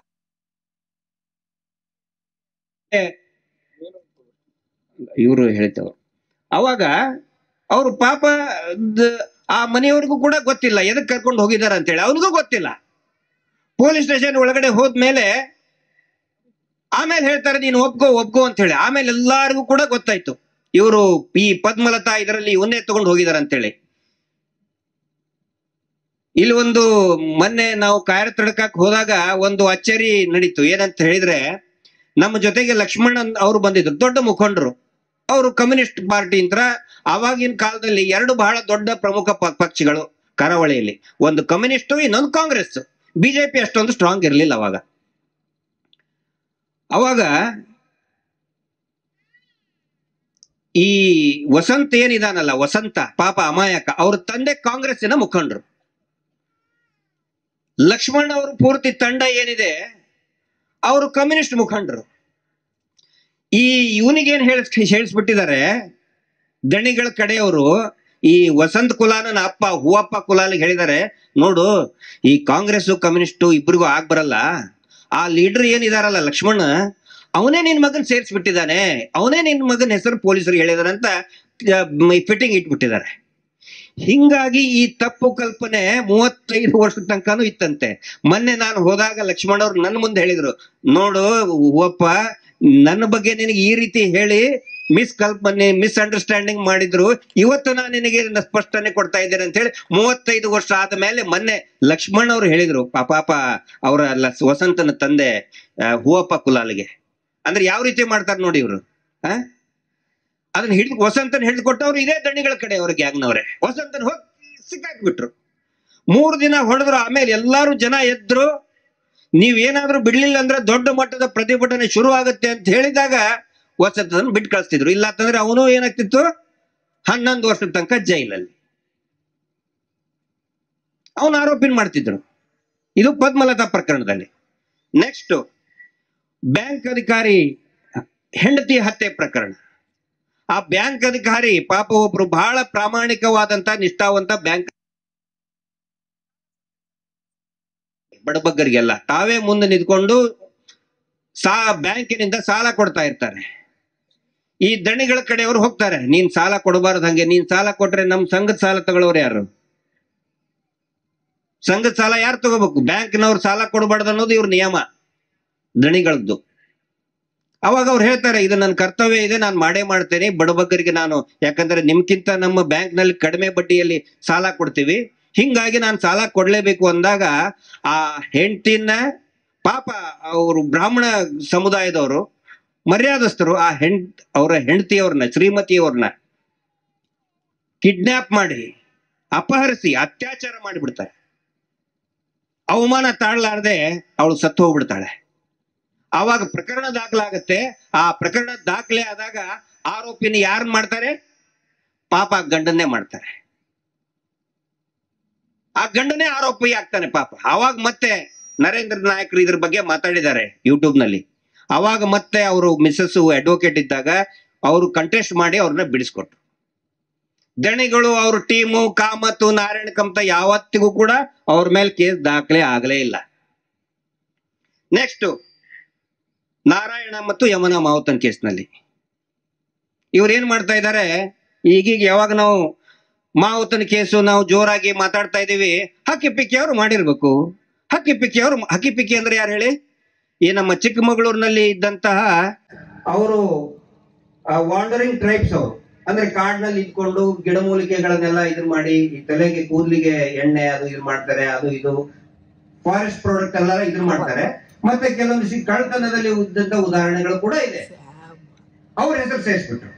ಅಂದ್ರೆ ಸೇರಿಸಿದ್ರಂದ್ರೆ ಏನು, ಅವರೇ ಮಾಡಿರ್ತಾರೆ ಅಂತ ಒಂದು ಪೊಲೀಸರಿಗೆ ಅಲ್ಲೇ ಇಲ್ಲೇ ಹೇಳ್ಕೊಂಡು ನಾವೇನು ಮಾಡಿಲ್ಲ ಅಂತ ಹೇಳಿ. ಹಕ್ಕಿ ಪಿಕ್ಕಿ ಅವರು ಕಳ್ಳತನ ಮಾಡಿದ್ರೆ ಸುಮ್ಮನೆ ಹೋಗಿ ಒಂದ್ ಮನೆಗೆ ಹೋಗಿ ಕಳ್ಳತನ ಮಾಡ್ಕೊಂಡು ಬರಲ್ಲ. ಒಂದ್ ಕಳ್ಳತನ ಮಾಡ್ಬೇಕಂದ್ರೆ ಒಂದ್ ವಾರ ಸ್ಟಡಿ ಮಾಡ್ತಾರೆ. ಯಾರೇ ಪ್ರೊಫೆಷನಲ್ ಕಳ್ಳರು ಇರ್ತಾರಲ್ಲ, ಆ ಮನೆ ಎಂತದ್ದು, ಶ್ರೀಮಂತನ ಬಡವನ, ದುಡ್ಡಿದೆಯಾ, ಎಲ್ಲಿ ದುಡ್ಡು ಇಟ್ಟಿರ್ತಾರೆ ಅಂತ ನೋಡಿ ಕಳ್ಳತನ ಮಾಡ್ತಾರೆ. ಹೌದ್ ತಾನೆ? ನಾರಾಯಣ ಯಮುನನ್ ಮನೇಲಿ ಏನಾಯ್ತೆ, ಗುಡ್ಸಲದಲ್ಲಿರುವಂತ ಬಡವ ಅಲ್ಲಿ ಇಲ್ಲಿ 10-20 ರೂಪಾಯಿ ಕೇಳ್ಕೊಂಡು ಪಾಪ ಅನ್ನ ಅದು ಇದು ಊಟ ಮಾಡ್ತಿದ್ದ. ಅವನ್ ಮನೆಗೆ ಹಕ್ಕಿ ಪಿಕ್ಕಿಯವರು ಬಂದು ಕಳ್ತನ ಮಾಡ್ತಾರ. ಇವ್ರು ಹಕ್ಕಿ ಪಿಕ್ಕಿಯವರು ಅಂತ ಹೇಳ್ಬಿಟ್ರು. ಆದ್ರೆ ಮಾಡಿದ್ಯಾರು? ಈ ಚಿಕ್ಕದಣಿ. ಅವತ್ತಿನ ದಿನಾನೇ ಮೊನ್ನೆ ನಾನು ತೋರಿಸಿದ್ದೀನಿ ಮಾವುತನ ಪ್ರಕರಣದಲ್ಲಿ ಯಾವ ರೀತಿ ಅಂದ್ರೆ ಪೋಸ್ಟ್ ಮಾರ್ಟಮ್ ರಿಪೋರ್ಟಿನ ಟೈಮಿಂಗು ಮತ್ತು ಆ ನಾರಾಯಣ ಹೆಂಡತಿ ಸುಂದರಿ ಕೊಟ್ಟಂತ ಕಂಪ್ಲೇಂಟ್ ಎರಡು ತಾಳೆ ಹಾಕಿದ್ರೆ ಹರ್ಷೇಂದ್ರನೇ ಕೊಲೆ ಮಾಡಿದ್ದು 100ಕ್ಕೆ 100, ಅದೇ ಹರ್ಷೇಂದ್ರನೇ ಮಾವುತನ ಕೊಲೆ ಮಾಡಿದ್ದು ಅಂತ ಪ್ರೂವ್ ಆಗುತ್ತೆ. ಆದ್ರೆ ತೋರಿಸಿದ್ದಾರೆ ಇವ್ರನ್ನ, ಹಕ್ಕಿ ಪಿಕ್ಕಿ ಅವ್ರನ್ನ, ಸೌಜನ್ಯ ಅತ್ಯಾಚಾರ. ಸಂತೋಷ ಅಂದ್ರೆ ನಾನ್ ನಿಮ್ಗೆ ಏನ್ ಹೇಳ್ತಾ ಇದ್ರೆ ಅಂತ ಹೇಳಿದ್ರೆ, ಇದು ಬರೀ ಸಂತೋಷರಾವ್ ಇದು ಒಂದೇ ಅಲ್ಲ. ಇವರ ಜನ್ಮ ಜಾತಕ ಹುಡುಕಾಡಿದ್ರೆ ಬರೀ ಇದೇ ಕೆಲಸ ಮಾಡ್ತಾನೆ ಬಂದಿದ್ದಾರೆ. ಬರೀ ಇದೇ ಕೆಲಸನೇ ಮಾಡಿದ್ದಾರೆ. ತಾವು ಮಾಡೋದು, ಇನ್ನೊಬ್ಬರನ್ನ ಸೇರಿಸ್ಬಿಡೋದು. ಇದನ್ನ ಇವತ್ತು ಸಾರ್ವಜನಿಕರ ಗಮನಕ್ಕೆ ತರ್ತಾ ಇದ್ದೀನಿ. ಅಂದ್ರೆ ಇವ್ರಿಗೆ ಬಹಳ ಸುಲಭ ಇನ್ನೊಬ್ಬರನ್ನ ಸೇರಿಸೋದು. ತಾವು ಸೇಫ್ ಆಗಿಬಿಡ್ತಾರೆ. ಯಾಕಂತ ಹೇಳಿದ್ರೆ ತಾವು ಧರ್ಮದ ಕೆಲಸ ಮಾಡ್ತಾ ಇದೀವಿ ಅಂತ ಹೇಳಿ. ಇದ್ರದ್ದೊಂದು ಹಾಕಿ ಯಾವ ರೀತಿ ಸಂತೋಷ್ ರಾವ್ನ ಬಗ್ಗೆ ಯಾವ ರೀತಿ ಇನ್ನೊಂದು ಬಹಳ ಮರ್ತಿದ್ದೆ ಅದನ್ನ, ಥ್ಯಾಂಕ್ಸ್. ಕಂಠಿಹಾರ. ಕಂಠಿಹಾರದಲ್ಲಿ ನೋಡಿ ಪಾಪ ಆ ಚಿತ್ರನಟಿಯವರು ನನಗೆ ಬಹಳ ಆತ್ಮೀಯರಾಗಿದ್ದರು. ನಾನು ಅಲ್ಲ, ಫಿಲ್ಮ್ ಬೋರ್ಡ್ ಚೇರ್ಮನ್ ಆಗಿದೆ ನಾನು 2007 ನಿಂದ 2009 ಒಳಗಡೆ. ಕರ್ನಾಟಕ ಫಿಲ್ಮ್ ಬೋರ್ಡ್ ಚೇರ್ಮನ್ ಆದಾಗ ಅವರು ವಾಣಿಜ್ಯ ಮಂಡಳಿ ಅಧ್ಯಕ್ಷರಾಗಿದ್ರು ಮತ್ತು ಬಹಳ ದೈವ ಭಕ್ತರು ಅವರು ದೈವ ಭಕ್ತರ ಆಗಿರೋದ್ರಿಂದಲೇ ಕಂಠಿಹಾರವನ್ನ ವಾಪಸ್ ತಂದು ಕೊಟ್ಟಿದ್ದಾರೆ. ಅಷ್ಟು ಭಕ್ತಿ ಅವರಿಗೆ ಧರ್ಮಸ್ಥಳ ಅಂದ್ರೆ. ಬಹಳಷ್ಟು ಸಿನಿಮಾಗಳಲ್ಲಿ ನಟಿಸಿದ್ದಾರೆ, ಒಳ್ಳೆ ಹೆಸರು ತಗೊಂಡಿದ್ದಾರೆ. ಒಬ್ಬ ಒಳ್ಳೆ ಚಿತ್ರನಟಿ ಅವರು, ಪ್ರಮುಖರು, MLC ಕೂಡ ಆಗಿದ್ರು ಈ ರಾಜ್ಯದ. ಆದ್ರೆ ಪಾಪ ಅಂತವ್ರಿಗೆ ನೋಡಿ ಇವನ್ ಏನ್ ಮಾಡಿದ್ದ, ಅವ್ರ ತಾಯಿದು ಒಯ್ದು ಕಂಠಿಹಾರ ಇವ್ರ ಕೊಳ್ಳಿ ಕಟ್ಟಿದ್ದಾರೆ. ಆರೋಪ ಮಾಡಿದ್ಯಾರ ಮೇಲೆ ಪಾಪ? ಕೊಂಡೆ ಅವ್ರ ಮೇಲೆ. ಕೊಂಡೆಗೆ ಕೊಂಡೆ ಹಾಕ್ಬಿಟ್ರು. ಅಂದ್ರೆ ಇವ್ರಿಗೆ ಸ್ವಲ್ಪ ಆದ್ರೂ ನಾಚಿಕೆ ಮಾನ ಮರ್ಯಾದೆ ಬೇಕು. ಸ್ವಲ್ಪ ಆದ್ರೂ ನಾಚಿಕೆ ಮಾನ ಮರ್ಯಾದೆ ಬೇಕು. ಅದೇನೋ ಈಗ ಟ್ರೆಂಡ್ ಆಗ್ತಾ ಇದೆ ಇದರಲ್ಲಿ ಬಹಳ ಕರಿಮಣಿ, ನನಗೆ ಹೇಳಕ್ ಬರಲ್ಲ ಅದು. ಅಂದ್ರೆ ಇವರು ಎಷ್ಟು ನಾಚಿಕೆ ಬಿಟ್ಟು ನಿಂತಿದ್ದಾರೆ ಅಂತ ಹೇಳಿದ್ರೆ, ಬಹುಶಃ ಮೊನ್ನೆ ಚೊಂಬು ಕೊಟ್ರಲ್ಲ ಅಯೋಧ್ಯಕ್ಕೆ, ಅದು ಕೂಡ ಯಾವ್ದೋ ಮನೆಯಿಂದ ಬೆಳ್ಳಿ ಚೊಂಬು ಕದ್ದು ತಗೊಂಡು ಬಂದಿರಬಹುದು ಅಂತ ಅನ್ಸ್ತದೆ. ಆ ನಂತರ ಅದು ಮುಟ್ಟಿಲ್ಲ, ಅದು ಅಲ್ಲಿ ಮುಟ್ಟೇ ಇಲ್ಲ. ಈ ಡೈಮಂಡ್ ಸ್ವಾಮೀಜಿ ಒಯ್ದಿದ್ದಾರೆ ಅಂತ ಕಾಣಿಸ್ತದ, ಅದು ಬೇಡ ಅಲ್ಲಿ ಬೇಡ ಅಂತ ಹೇಳಿ. ಅಂದ್ರೆ ಇವ್ರು ಮಾಡೋದು ಇಷ್ಟು ಥರ್ಡ್ ಕ್ಲಾಸ್ ಕೆಲಸ. ನನಗೆ ಇಷ್ಟು ಅಸಹ್ಯ ಅನ್ಸತ್ತು ಆ ಗಂಟೆ ಹಾರದ ಬಗ್ಗೆ ನೋಡಿದಾಗ. ತಾಯಿದು ಪಾಪ, ಅದು ತಾಯಿ ಕದ್ದು ಕದ್ದು ಇವ್ರು ಕೊಳ್ಳ ಕಟ್ಟಿದ್ದಾನೆ. ಆಮೇಲೆ ಒಯ್ದು ಕೊಂಡೆ ಕೊಂಡೆ ಹಾಕಿದ್ದಾನೆ. ಆಮೇಲೆ ಅವರು ಹರಕೆ ಹೊತ್ತರಂತೆ. ಅವ್ರ ಶ್ರೀಮತಿಯವರು ಹೇಳಿದ್ರು, ಪಾಪ ಎಂತ ಸಿಚುವೇಶನ್ ಹೇಳಿದ್ರು. ಅವರ ಮಗಳ ತುಂಬು ಬಿಡಿನ ಈ ನಾರಾಯಣ ಕಾಂತ ಕಾರಲ್ಲಿ ಹೋಗ್ಬೇಕಾದ್ರೆ ಕಾರ್ ನಿಲ್ಲಿಸ್ತಾನಂತೆ. ನಡುರಾತ್ರಿ ಕಾರ್ ನಿಲ್ಲಿಸ್ತಾನೆ ನಾರಾಯಣ ಕಾಂತ. ನಿಲ್ಲಿಸಿ ಕಾರ್ ಕೀ ತಗೋತಾನೆ. ಆ ಕಾರ್ ಒಳಗಡೆ ಇವ್ರು ತುಂಬು ಗರ್ಭಿಣಿ ಮಹಿಳೆ ಇರ್ತಾಳೆ, ಅದನ್ನು ಲೆಕ್ಸದಲ್ಲ. ಯಾಕೆ ಕಾಂತ ಅವ್ರೆ ಕೀ ತಗೋತಾ ಇದ್ದೀರಾ ಅಂತ ನಂಬಿರಾಜ್ ಕೊಂಡೆ ಅವ್ರು ಕೇಳ್ತಾರೆ. ಅವಾಗಂತಾನೆ, ಅದನ್ನ ದಣಿಗಳ ಕಡೆ ಇಸ್ಕೊಂಡ್ ಬಾ ನೀನು. ದಣಿಗಳು ಹೇಳಿದಾರೆ ನಿಲ್ಸು ಅಂತ, ಕಾರ್ ನಿಲ್ಸು ಅಂತ ಹೇಳಿ. ಧರ್ಮದ ಕೆಲಸ ಮಾಡೋರು, ಧರ್ಮದ ಬಗ್ಗೆ ಮಾತಾಡೋರು, ರಾಮರಾಜ್ಯ ಬರ್ಬೇಕು ಅಂತ ಹೇಳಿ ದೊಡ್ಡ ದೊಡ್ಡ ಭಾಷಣ ಮಾಡೋರು. ಇದು ಪರಿಸ್ಥಿತಿ.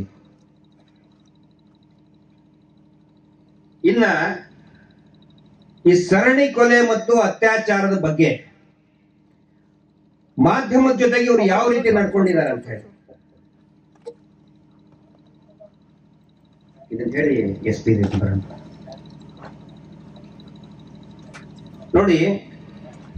ಸರಣಿ ಕೊಲೆಗಳು ಏನು ನಡೀತಾ ಇತ್ತು ನಿರಂತರವಾಗಿ 2012ರವರೆಗೆ, ಮಾಧ್ಯಮಗಳ ಜೊತೆಗೆ ಇವರು ಯಾವ ರೀತಿ ವರ್ತನೆ ಮಾಡಿದ್ರು ಅಂತ. ವೇದವಲ್ಲಿ ಪ್ರಕರಣ ಆದಾಗ ಅಮೃತ ಅಂತ ಪತ್ರಿಕೆ ಇತ್ತು. ಅಮೃತ ಅಂತ ಪತ್ರಿಕೆ, ಕೆ ಶಂಕರ್ ಭಟ್ ಅಂತ ಹೇಳಿ, ಅವ್ರನ್ನ ನಾವು ಇವತ್ತು ನೆನೆಸ್ಕೋಬೇಕು. ಕೆ ಶಂಕರ್ ಭಟ್ ಅಂತ ಹೇಳಿ ಪೂರ್ತಿಯಾಗಿ ಅವರ ಪತ್ರಿಕಾ ಕಚೇರಿಯನ್ನೇ ಧ್ವಂಸ ಮಾಡಿ ಹೋಗಿದ್ದಾರೆ. ಯಾಕಂತ ಹೇಳಿದ್ರೆ ವೇದವಲ್ಲಿ ಪ್ರಕರಣದನ್ನ ಎಳೆ ಎಳೆಯಾಗಿ ಬಿಚ್ಚಿಡ್ತಾರೆ ಅವರು. ಅದಾದ್ಮೇಲೆ ಸುಮಾರು ವರ್ಷದವರೆಗೆ ಅವರು ಪತ್ತೆನೇ ಇರುವುದಿಲ್ಲ ಪಾಪ ಕೆ ಶಂಕರ್ ಭಟ್ ಅಂತ ಹೇಳಿ. ಅವ್ರನ್ನ ನೋಡಿ ಇವತ್ತಿನ ಮಾಧ್ಯಮದವರು ಕಲಿಯುವಂತದ್ದು ಸಾಕಷ್ಟಿದೆ. ಈ ಸ್ಥಳೀಯ ಪತ್ರಿಕೆಗಳನ್ನ ನೋಡಿ ಇವತ್ತು ದೊಡ್ಡ ದೊಡ್ಡ ಕಾರ್ಪೊರೇಟ್ ಮೀಡಿಯಾ ಏನಿದೆಯಲ್ಲ ಅದು ನೋಡಿ ಕಲಿಬೇಕು. ಇವರು ಸ್ವಲ್ಪ ಪ್ರೆಷರ್ ಹಾಕಿದ್ರೆ ಇಲ್ಲಪ್ಪ ನಾವು ಪ್ರಸಾರ ಮಾಡುದಿಲ್ಲ ಅಂತಾರೆ. ಆದ್ರೆ ಅವತ್ತಿನ ಕಾಲದಲ್ಲಿ ಎಷ್ಟೊಂದು ಒತ್ತಡ ಇತ್ತು. ಆ ಒತ್ತಡವನ್ನ ಮೀರಿ ಅಮೃತ ಪತ್ರಿಕೆಯಲ್ಲಿ ಶಂಕರ್ ಭಟ್ ಅವರು ಇವತ್ತಿಗೂ ಕೂಡ ಇದ್ದಾರೆ. ಶಂಕರ್ ಭಟ್ ಅವರು 2 ತಿಂಗಳಿನ ಹಿಂದೆ ಬೆಂಗಳೂರಿನಲ್ಲಿ ಮತ್ತೆ ಅಮೃತ ಪತ್ರಿಕೆಯನ್ನ ಪ್ರಾರಂಭ ಮಾಡಿದ್ದಾರೆ. ನಾವೆಲ್ಲರೂ ಕೂಡ ಅವರಿಗೆ ಬೆಂಬಲವನ್ನ ಕೊಡೋಣ. ಯೂಟ್ಯೂಬ್ ಅಲ್ಲಿ ಕೂಡ ಪ್ರಾರಂಭ ಮಾಡಿದ್ದಾರೆ. ನೋಡಿ ಅವರಲ್ಲಿರುವಂತ ಛಲ. ನನಗೆ ಕರಾವಳಿಯಲ್ಲಿ ಹಿರಿಯ ಪತ್ರಕರ್ತರೊಬ್ರು ಹೇಳ್ತಾ ಇದ್ರು ಇದ್ರದ್ದು ಪೂರ್ತಿ ಅಮೃತ ಪತ್ರಿಕೆ ಅಂದ್ರೆ ಇವ್ರ ಉದ್ದೇಶ ಏನಂತ ಹೇಳಿದ್ರೆ, ಯಾರಾದ್ರೂ ಪ್ರತಿಭಟನೆ ಮಾಡಿದ್ರೆ ಅದನ್ನ ಪತ್ರಿಕೆಯಲ್ಲಿ ಪ್ರಕಟ ಆದ್ರೆ ಆ ಪತ್ರಿಕೆಯನ್ನೇ ನಾಶ ಮಾಡಿ ಹಾಕ್ತಿದ್ರು. ಮಾಧ್ಯಮದವ್ರಿಗೆ ಇವ್ರಿಗೆ ದೀಡ್ ನಮಸ್ಕಾರ ಅಡ್ಡು ಬೀಳೋರು ಪತ್ರಕರ್ತರು ಅವ್ರ ಹತ್ರ ಹೋಗೋರು ಅವ್ರ ಮುಂದೆ ದಣಿಗಳು ಏನ್ ಹೇಳ್ತಾ ಇದ್ರು ಅಂತ ಹೇಳಿದ್ರೆ, ವೇದವಲ್ಲಿ ಪ್ರಕರಣದ ಬಗ್ಗೆ ಅವಾಗ 1979ರಲ್ಲಿ ಏನ್ ಹೇಳಿದ್ರು ಅಂದ್ರೆ, ಇಲ್ಲ ಇವರೆಲ್ಲ ಸುಮ್ಮನೆ ಪ್ರತಿಭಟನೆ ಮಾಡ್ತಾ ಇದ್ದಾರೆ, ಶ್ರೀ ಕ್ಷೇತ್ರದ ಹೆಸರನ್ನ ಹಾಳು ಮಾಡೋದಕ್ಕೆ ಕಮ್ಯುನಿಸ್ಟರ ಜೊತೆಗೆ ಸೇರ್ಕೊಂಡು ಇವರು ವಿನಾಕಾರಣ ಪ್ರತಿಭಟನೆ ಮಾಡ್ತಾ ಇದ್ದಾರೆ ಅಂತ ಹೇಳಿದ್ರು. ಇದು ವೇದವಲ್ಲಿ ಪ್ರಕರಣದಲ್ಲಿ. ಪದ್ಮಲತಾ ಪ್ರಕರಣದಲ್ಲಿ ಹೊಸ ದಿಗಂತ ಪತ್ರಿಕೆಯನ್ನ ಸಂಪೂರ್ಣವಾಗಿ ಹಾಳು ಮಾಡಿದ್ರು. ನೀವು ಕೇಳಬಹುದು, ಹೊಸ ದಿಗಂತ ಪತ್ರಿಕೆ ಅದು ಬಲಪಂಥೀಯರ ಪತ್ರಿಕೆ, ಆದ್ರೂ ಕೂಡ ಅದನ್ನು ಬಿಡಲಿಲ್ಲ. ಅವಾಗ ಇವರು ಕಾಂಗ್ರೆಸ್ಸಿನ ಜೊತೆಗಿದ್ರು. ಈಗ ಇವರು ಬಿಜೆಪಿ ಅಂತ ಹೇಳ್ತಾ ಇದ್ದಾರೆ. ಅವಾಗ ಕಾಂಗ್ರೆಸ್ಸಿನ ಜೊತೆಗಿದ್ರು. ಹೊಸ ದಿಗಂತ ಪತ್ರಿಕೆಯನ್ನ ಸಂಪೂರ್ಣವಾಗಿ ಸರ್ವನಾಶ ಮಾಡಿ ಹಾಕಿದ್ರು. ಅವಾಗ ಮತ್ತೆ ಪತ್ರಿಕಾ ಹೇಳಿಕೆ ಕೊಟ್ಟರು. ಪದ್ಮಲತಾ ಪ್ರಕರಣ ಬಗ್ಗೆ ಕೊಟ್ಟಂತ ಹೇಳಿಕೆಯನ್ನು ಇವರು ಶ್ರೀ ಕ್ಷೇತ್ರದ ಬಗ್ಗೆ ಅಪಪ್ರಚಾರ ಮಾಡ್ತಾ ಇದ್ದಾರೆ, ಕಮ್ಯುನಿಸ್ಟರ ಜೊತೆಗೆ ಸೇರ್ಕೊಂಡು ಇವರು ಹೋರಾಟ ಮಾಡ್ತಾ ಇದ್ದಾರೆ, ಕಮ್ಯುನಿಸ್ಟರ ಜೊತೆಗೆ ಸೇರ್ಕೊಂಡು ಹಿಂದೂ ಧರ್ಮವನ್ನ ಹಾಳು ಮಾಡ್ತಾ ಇದ್ದಾರೆ ಅಂತ ಹೇಳಿ ಸುಮ್ಮನಾಗ್ಬಿಟ್ರು. ಮೂರನೇದ್ದು ಭೂಮಾಫಿಯಾ ಪ್ರಕರಣ.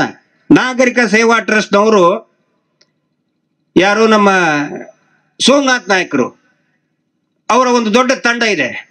ಅವರು ಹೋರಾಟ ಮಾಡಿ ಅವ್ರೇನು ಪತ್ರಿಕೆ ಇದ್ದಿದ್ದಿಲ್ಲ, ಆದ್ರೆ ಸಾಕಷ್ಟು ಹ್ಯಾಂಡ್ ಬಿಲ್ ಗಳನ್ನ ಪ್ರಿಂಟ್ ಮಾಡ್ತಾರೆ, ಪುಸ್ತಕಗಳನ್ನ ಮಾಡ್ತಾರೆ, ಭೂಮಾಫಿಯಾನ್ನ ಎಳೆ ಎಳೆಯಾಗಿ ಬಯಲಿಗೆಳಿತಾರೆ. ಅವಾಗ ಸೋಮನಾಥ್ ನಾಯಕರಿಗೆ ಜೈಲಿಗೆ ಹಾಕ್ತಾರೆ. ಇವರು ಅಪಪ್ರಚಾರ ಮಾಡ್ತಾ ಇದ್ದಾರೆ ಡಿಫೇಮೇಶನ್ ಅಂತ ಹೇಳಿ ಅವ್ರ ಮೇಲೆ ಜೈಲಿಗೆ ಹಾಕ್ತಾರೆ. ಎಲ್ಲಾ ಪ್ರಶ್ನವರು ಕೇಳಿದಾಗ ಉತ್ತರ ಒಂದೇ ಒಂದು ಕೊಡ್ತಾರೆ, ಸೋಮನಾಥ್ ನಾಯಕರು ಕಮ್ಯುನಿಸ್ಟರ ಜೊತೆಗೆ ಸೇರ್ಕೊಂಡು ಶ್ರೀ ಕ್ಷೇತ್ರದ ಬಗ್ಗೆ ಅಪಮಾನ ಮಾಡ್ತಾ ಇದ್ದಾರೆ. ಒಂದೇ ಉತ್ತರ ಅವ್ರದ್ದು. ಎಲ್ಲಾ ಪ್ರಕರಣದಲ್ಲಿ ಯಾರೇ ಹೋರಾಟ ಮಾಡಿದ್ರು ಕೂಡ ಒಂದೇ ಒಂದು ಉತ್ತರ, ಇವರು ಶ್ರೀ ಕ್ಷೇತ್ರವನ್ನ ಅಪಮಾನ ಮಾಡ್ತಾ ಇದ್ದಾರೆ. ನೆಕ್ಸ್ಟ್ ಜೋಡಿ ಕೊಲೆ ಮತ್ತೆ ಸೌಜನ್ಯ ಕೇಸಲ್ಲಿ ಕರಾವಳಿ ಅಲೆಗೆ ಇಷ್ಟೊಂದು ಸ್ಥಳೀಯ ಪತ್ರಿಕೆ, ನಾನು ಸ್ಥಳೀಯ ಪತ್ರಿಕೆಗಳ ಬಗ್ಗೆ ಯಾಕೆ ಮಾತಾಡ್ತಾ ಇದ್ದೀನಿ ಅಂತ ಹೇಳಿದ್ರೆ ನಿಜವಾಗ್ಲೂ ಕೂಡ ಅದರ ಅವಶ್ಯಕತೆ ಬಹಳ ಇದೆ. ಈ ದೊಡ್ಡ ದೊಡ್ಡ ಪತ್ರಿಕೆಗಳು ಬರೀ ಅಡ್ವರ್ಟೈಸ್ಮೆಂಟ್ ಮೇಲಿದೆ. ಅಡ್ವರ್ಟೈಸ್ಮೆಂಟ್ ಕೊಡೋರು ಯಾರು? ಇವರೇ ದಣಿಗಳು. ಕಳೆದ ಸರ್ ಒಂದು 4-5 ತಿಂಗಳಿಂದ ನೀವು ನೋಡಿ ಅಡ್ವರ್ಟೈಸ್ಮೆಂಟ್ ಲಿಸ್ಟ್ ಎಲ್ಲಾ ದೊಡ್ಡ ದೊಡ್ಡ ಪತ್ರಿಕೆಗಳಿಗೆ ಚಾನೆಲ್ಗಳಿಗೆ ಇದೇ ದಣಿದೆ ಇದೆ. ಹೆಚ್ಚಾಗಿ ಎಲ್ಲ ದುಡ್ಡನ್ನ ಅಡ್ವರ್ಟೈಸ್ ಮುಖಾಂತರ ಕೊಟ್ಟು ಮಾತಾಡ್ಲಾರ್ದ ಮಾಡ್ಬಿಟ್ಟಿದ್ದಾರೆ. ಆದ್ರೆ ಸ್ಥಳೀಯ ಪತ್ರಿಕೆಗಳು ಮತ್ತು ನಮ್ಮ ಈ ಸಾರಿ ಹೋರಾಟ ಯಾಕೆ ಗಟ್ಟಿಯಾಗಿ ನಿಂತ್ಕೊಳ್ತು ಅಂತ ಹೇಳಿದ್ರೆ ಯೂಟ್ಯೂಬ್ನವರು ದೇವರ ಸಮಾನ, ಆ ದೇವರೇ ನಮ್ಮನ್ನ ಕಳ್ಸಿಕೊಟ್ರು. ಸೌಜನ್ಯಳ ಪರವಾಗಿ ನಿಂತಹ ಯೂಟ್ಯೂಬ್ ಚಾನಲ್ ಏನು ಮಾಡಕ್ಕಾಗ್ಲಿಲ್ಲ. ತಮ್ಮಣ್ಣ ಶೆಟ್ರು ಮಾತಾಡ್ತಾ ಇದ್ದಾರೆ, ಅವ್ರದ್ದು ಪ್ರಭಾವ ಸಿಕ್ಕಾಪಟ್ಟೆ ಆಗ್ತಾ ಇದೆ, ಕೂಡ್ಲಾರ ರ್ಯಾಂಪೇಜ್ ಬಹಳ ಚೆನ್ನಾಗಿ ಮಾಡ್ತಾ ಇದ್ದಾನೆ ಅಂತ ಹೇಳಿ 35 ಲಕ್ಷ ರೂಪಾಯಿ ಆಫರ್ ಮಾಡಿದ್ರಂತ ಅವ್ರಿಗೆ. ಅದಕ್ಕಿಂತ ಮುಂಚೆ ಕೂಡ್ಲಾರ ರ್ಯಾಂಪೇಜ್ಗೂ ಕೂಡ ಹೇಳಿದ್ರು. ನಿಜವಾಗ್ಲೂ ಇವತ್ತೇನಾದ್ರೂ ದೊಡ್ಡ ಪ್ರಶಸ್ತಿ ಏನಾದ್ರೂ ಕೊಡ್ಬೇಕಾಗಿದ್ರೆ ಅದು ತಮ್ಮಣ್ಣ ಶೆಟ್ರಿಗೆ ಮತ್ತು ಕೂಡ್ಲಾರ ರ್ಯಾಂಪೇಜ್ ಅವ್ರಿಗೆ. 500 ರೂಪಾಯಿ ಸಲುವಾಗಿ ಇವತ್ತು ಪತ್ರಕರ್ತರು 500 ರೂಪಾಯಿ ಕೊಡ್ತಾರ ಅಂತ ಹೇಳಿದ್ರೆ ಏನ್ ಬೇಕಾದ್ ಬರೀತಾರೆ. ಒಳ್ಳೆಯವನಿದ್ದವನು ಕೆಟ್ಟವನು ಅಂತ ಬರೀತಾರೆ, ಕೆಟ್ಟವನಿದ್ದವನು ಒಳ್ಳೆಯವನಂತ ನಾವು ನೋಡಿದೀವಿ. ಜರ್ನಲಿಸಂ ಫೀಲ್ಡ್ ನೋಡಿದೀನಿ ನಾನು. ಆದ್ರೆ 35 ಲಕ್ಷ ಕೊಡ್ತೀನಿ ಅಂತ ಹೇಳಿದ್ರು ಕೂಡ ಅದನ್ನ ಬೇಡ ಅಂತ ಬಿಸಾಕಿ ಬಂದಂತಹ ತಮ್ಮಣ್ಣ ಶೆಟ್ರು ಈ ತುಳುನಾಡಿನ ಹೆಮ್ಮೆ. ಅವ್ರು ಯಾವಾಗೋ ಮಾತಾಡಿದ್ರು, ಏನೋ ಮಾತಾಡಿದ್ರು ಅಂತ ಹೇಳಿದ್ದನ್ನ ಬರೀ ಕಟ್ ಮಾಡಿ ತಮ್ಮಣ್ಣ ಶೆಟ್ರು ಹಂಗಂದ್ರು ಹಿಂಗಂದ್ರು ಅಂತೇಳಿ 4 ವರ್ಷದ ಯಾವಾಗದು ಸರ್ ಒಂದು 6-7 ತಿಂಗಳು ನೀವು ಹೋರಾಟಕ್ಕೆ ಬರೋಕ್ಕಿಂತ ಮುಂಚೆ ಅಲ್ಲ, ಅವಾಗ ಇನ್ನೊಬ್ರು ಹೇಳಿದ್ರು ಆ ದಣಿಗಳು ಏನು ಅತ್ಯಾಚಾರಿಗಳಿದ್ದಾರೆ ಅವರಿಗೆ ಗೋಣಿ ಚೀಲ ಕಟ್ಟಿ ಹೊಡಿಬೇಕು ಅವ್ರನ್ನ ಆ ದಣಿಗಳಿಗೆ ಅಂತ ಹೇಳಿದ್ರು. ಅದನ್ನು ತೋರ್ಸಲ್ಲ ಮತ್ ನೀವೀಗ 6 ತಿಂಗಳ ಹಿಂದೆ ಹೇಳಿದ್ರು.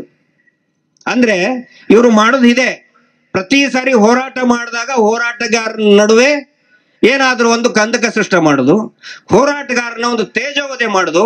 ಆದ್ರೆ ಈ ಸಾರಿ ಅದು ನಿಮ್ಗೆ ಮಾಡೋದಕ್ಕೆ ಆಗ್ತಾ ಇಲ್ಲ ಇವರಿಗೆ. ಸೌಜನ್ಯ ಶಕ್ತಿ ಅಂದ್ರೆ ಇದೆ. ನಾನು ಎಲ್ಲಾ ಸ್ನೇಹಿತರಿಗೂ ಕೂಡ ಪ್ರತಿ ಪ್ರಕರಣದಲ್ಲಿನೂ ಕೂಡ ಈ ಸೌಜನ್ಯ ಪ್ರಕರಣದಲ್ಲಿ ನಮಗೆ ನಿರಂತರವಾಗಿ ಹೇಳೋದೇನಂದ್ರೆ ಇವರು ಕೇರಳದಲ್ಲಿ ಬ್ಯಾರಿಗಳ ಜೊತೆಗೆ ಸೇರ್ಕೊಂಡು ಫಂಡ್ ಬರ್ತಾ ಇದೆ, ದುಬೈಯಿಂದ ಕ್ರಿಶ್ಚಿಯನ್ ಫಂಡ್ ಬರ್ತಾ ಇದೆ, ಹಿಂದೂಗಳನ್ನ ದೇವಸ್ಥಾನವನ್ನ ಹಾಳು ಮಾಡ್ತಾ ಇದ್ದಾರೆ, ಕಮ್ಯುನಿಸ್ಟರ ಜೊತೆಗೆ ಸೇರ್ಕೊಂಡ್ರು. ನೋಡಿ ಎಲ್ಲಾ ಕೇಸ್ನಲ್ಲಿ ವೇದಪಲ್ಲಿ ಪ್ರಕರಣದಲ್ಲಿ ಹೇಳಿದ್ದೇನೋ ಕಮ್ಯುನಿಸ್ಟರ ಜೊತೆಗೆ ಸೇರ್ಕೊಂಡು ಕ್ಷೇತ್ರ ಹಾಳು ಮಾಡಿದ್ರು. ಪದ್ಮಲತಾ ಪ್ರಕರಣದಲ್ಲಿ ಶ್ರೀ ಕ್ಷೇತ್ರ ಹಾಳು ಮಾಡ್ತಾ ಇದ್ದಾರೆ ಕಮ್ಯುನಿಸ್ಟರ ಜೊತೆಗೆ ಸೇರ್ಕೊಂಡು. ಭೂ ಮಾಫಿಯಾದಲ್ಲಿ ಕೂಡ ಏನ್ ಹೇಳಿದ್ರು, ಕಮ್ಯುನಿಸ್ಟರ ಜೊತೆಗೆ ಸೇರ್ಕೊಂಡು ಶ್ರೀ ಕ್ಷೇತ್ರ ಹಾಳು ಮಾಡ್ತಾ ಇದ್ದಾರೆ. ಜೋಡಿ ಕೊಲೆಯಲ್ಲಿ ಕೂಡ ಅದೇ ಹೇಳ್ತಾ ಇದ್ದಾರೆ. ನಾಳೆ ಏನಾದ್ರು ದೇವರು ಬಂದೇ ಬರ್ತಾನೆ. ಅಣ್ಣಪ್ಪ ಸ್ವಾಮಿ, ಮಂಜುನಾಥ ಸ್ವಾಮಿ ಬಂದು ಇವ್ರೇ ನೀನು ಈ ಕ್ಷೇತ್ರವನ್ನ ಹಾಳು ಮಾಡ್ತಾ ಇದೀಯಾ ಶೀನಪ್ಪ, ನೀನು ಕ್ಷೇತ್ರದಿಂದ ಬಿಟ್ಟು ಹೋಗುವಂತ ಆ ಸ್ವತಃ ಅಣ್ಣಪ್ಪ ಸ್ವಾಮಿ ಹೇಳ್ತಾನೆ. ಹೇಳಿದಾಗ ಇವ್ರೇನ್ ಹೇಳ್ತಾರೆ ಗೊತ್ತಾ? ಇವ್ರೇನ್ ಹೇಳ್ತಾರೆ ಹೇಳಿ, ದೇವರು ಕಮ್ಯುನಿಸ್ಟರ್ ಮಾತು ಕೇಳ್ಕೊಂಡು ನನಗೆ ಹಿಂಗ್ ಹೇಳ್ತಾ ಇದ್ದಾನೆ ಅಂತ ಹೇಳ್ತಾರೆ. ದೇವ್ರಿಗೂ ಹಂಗ ಹೇಳ್ತಾರೆ ಇವ್ರು.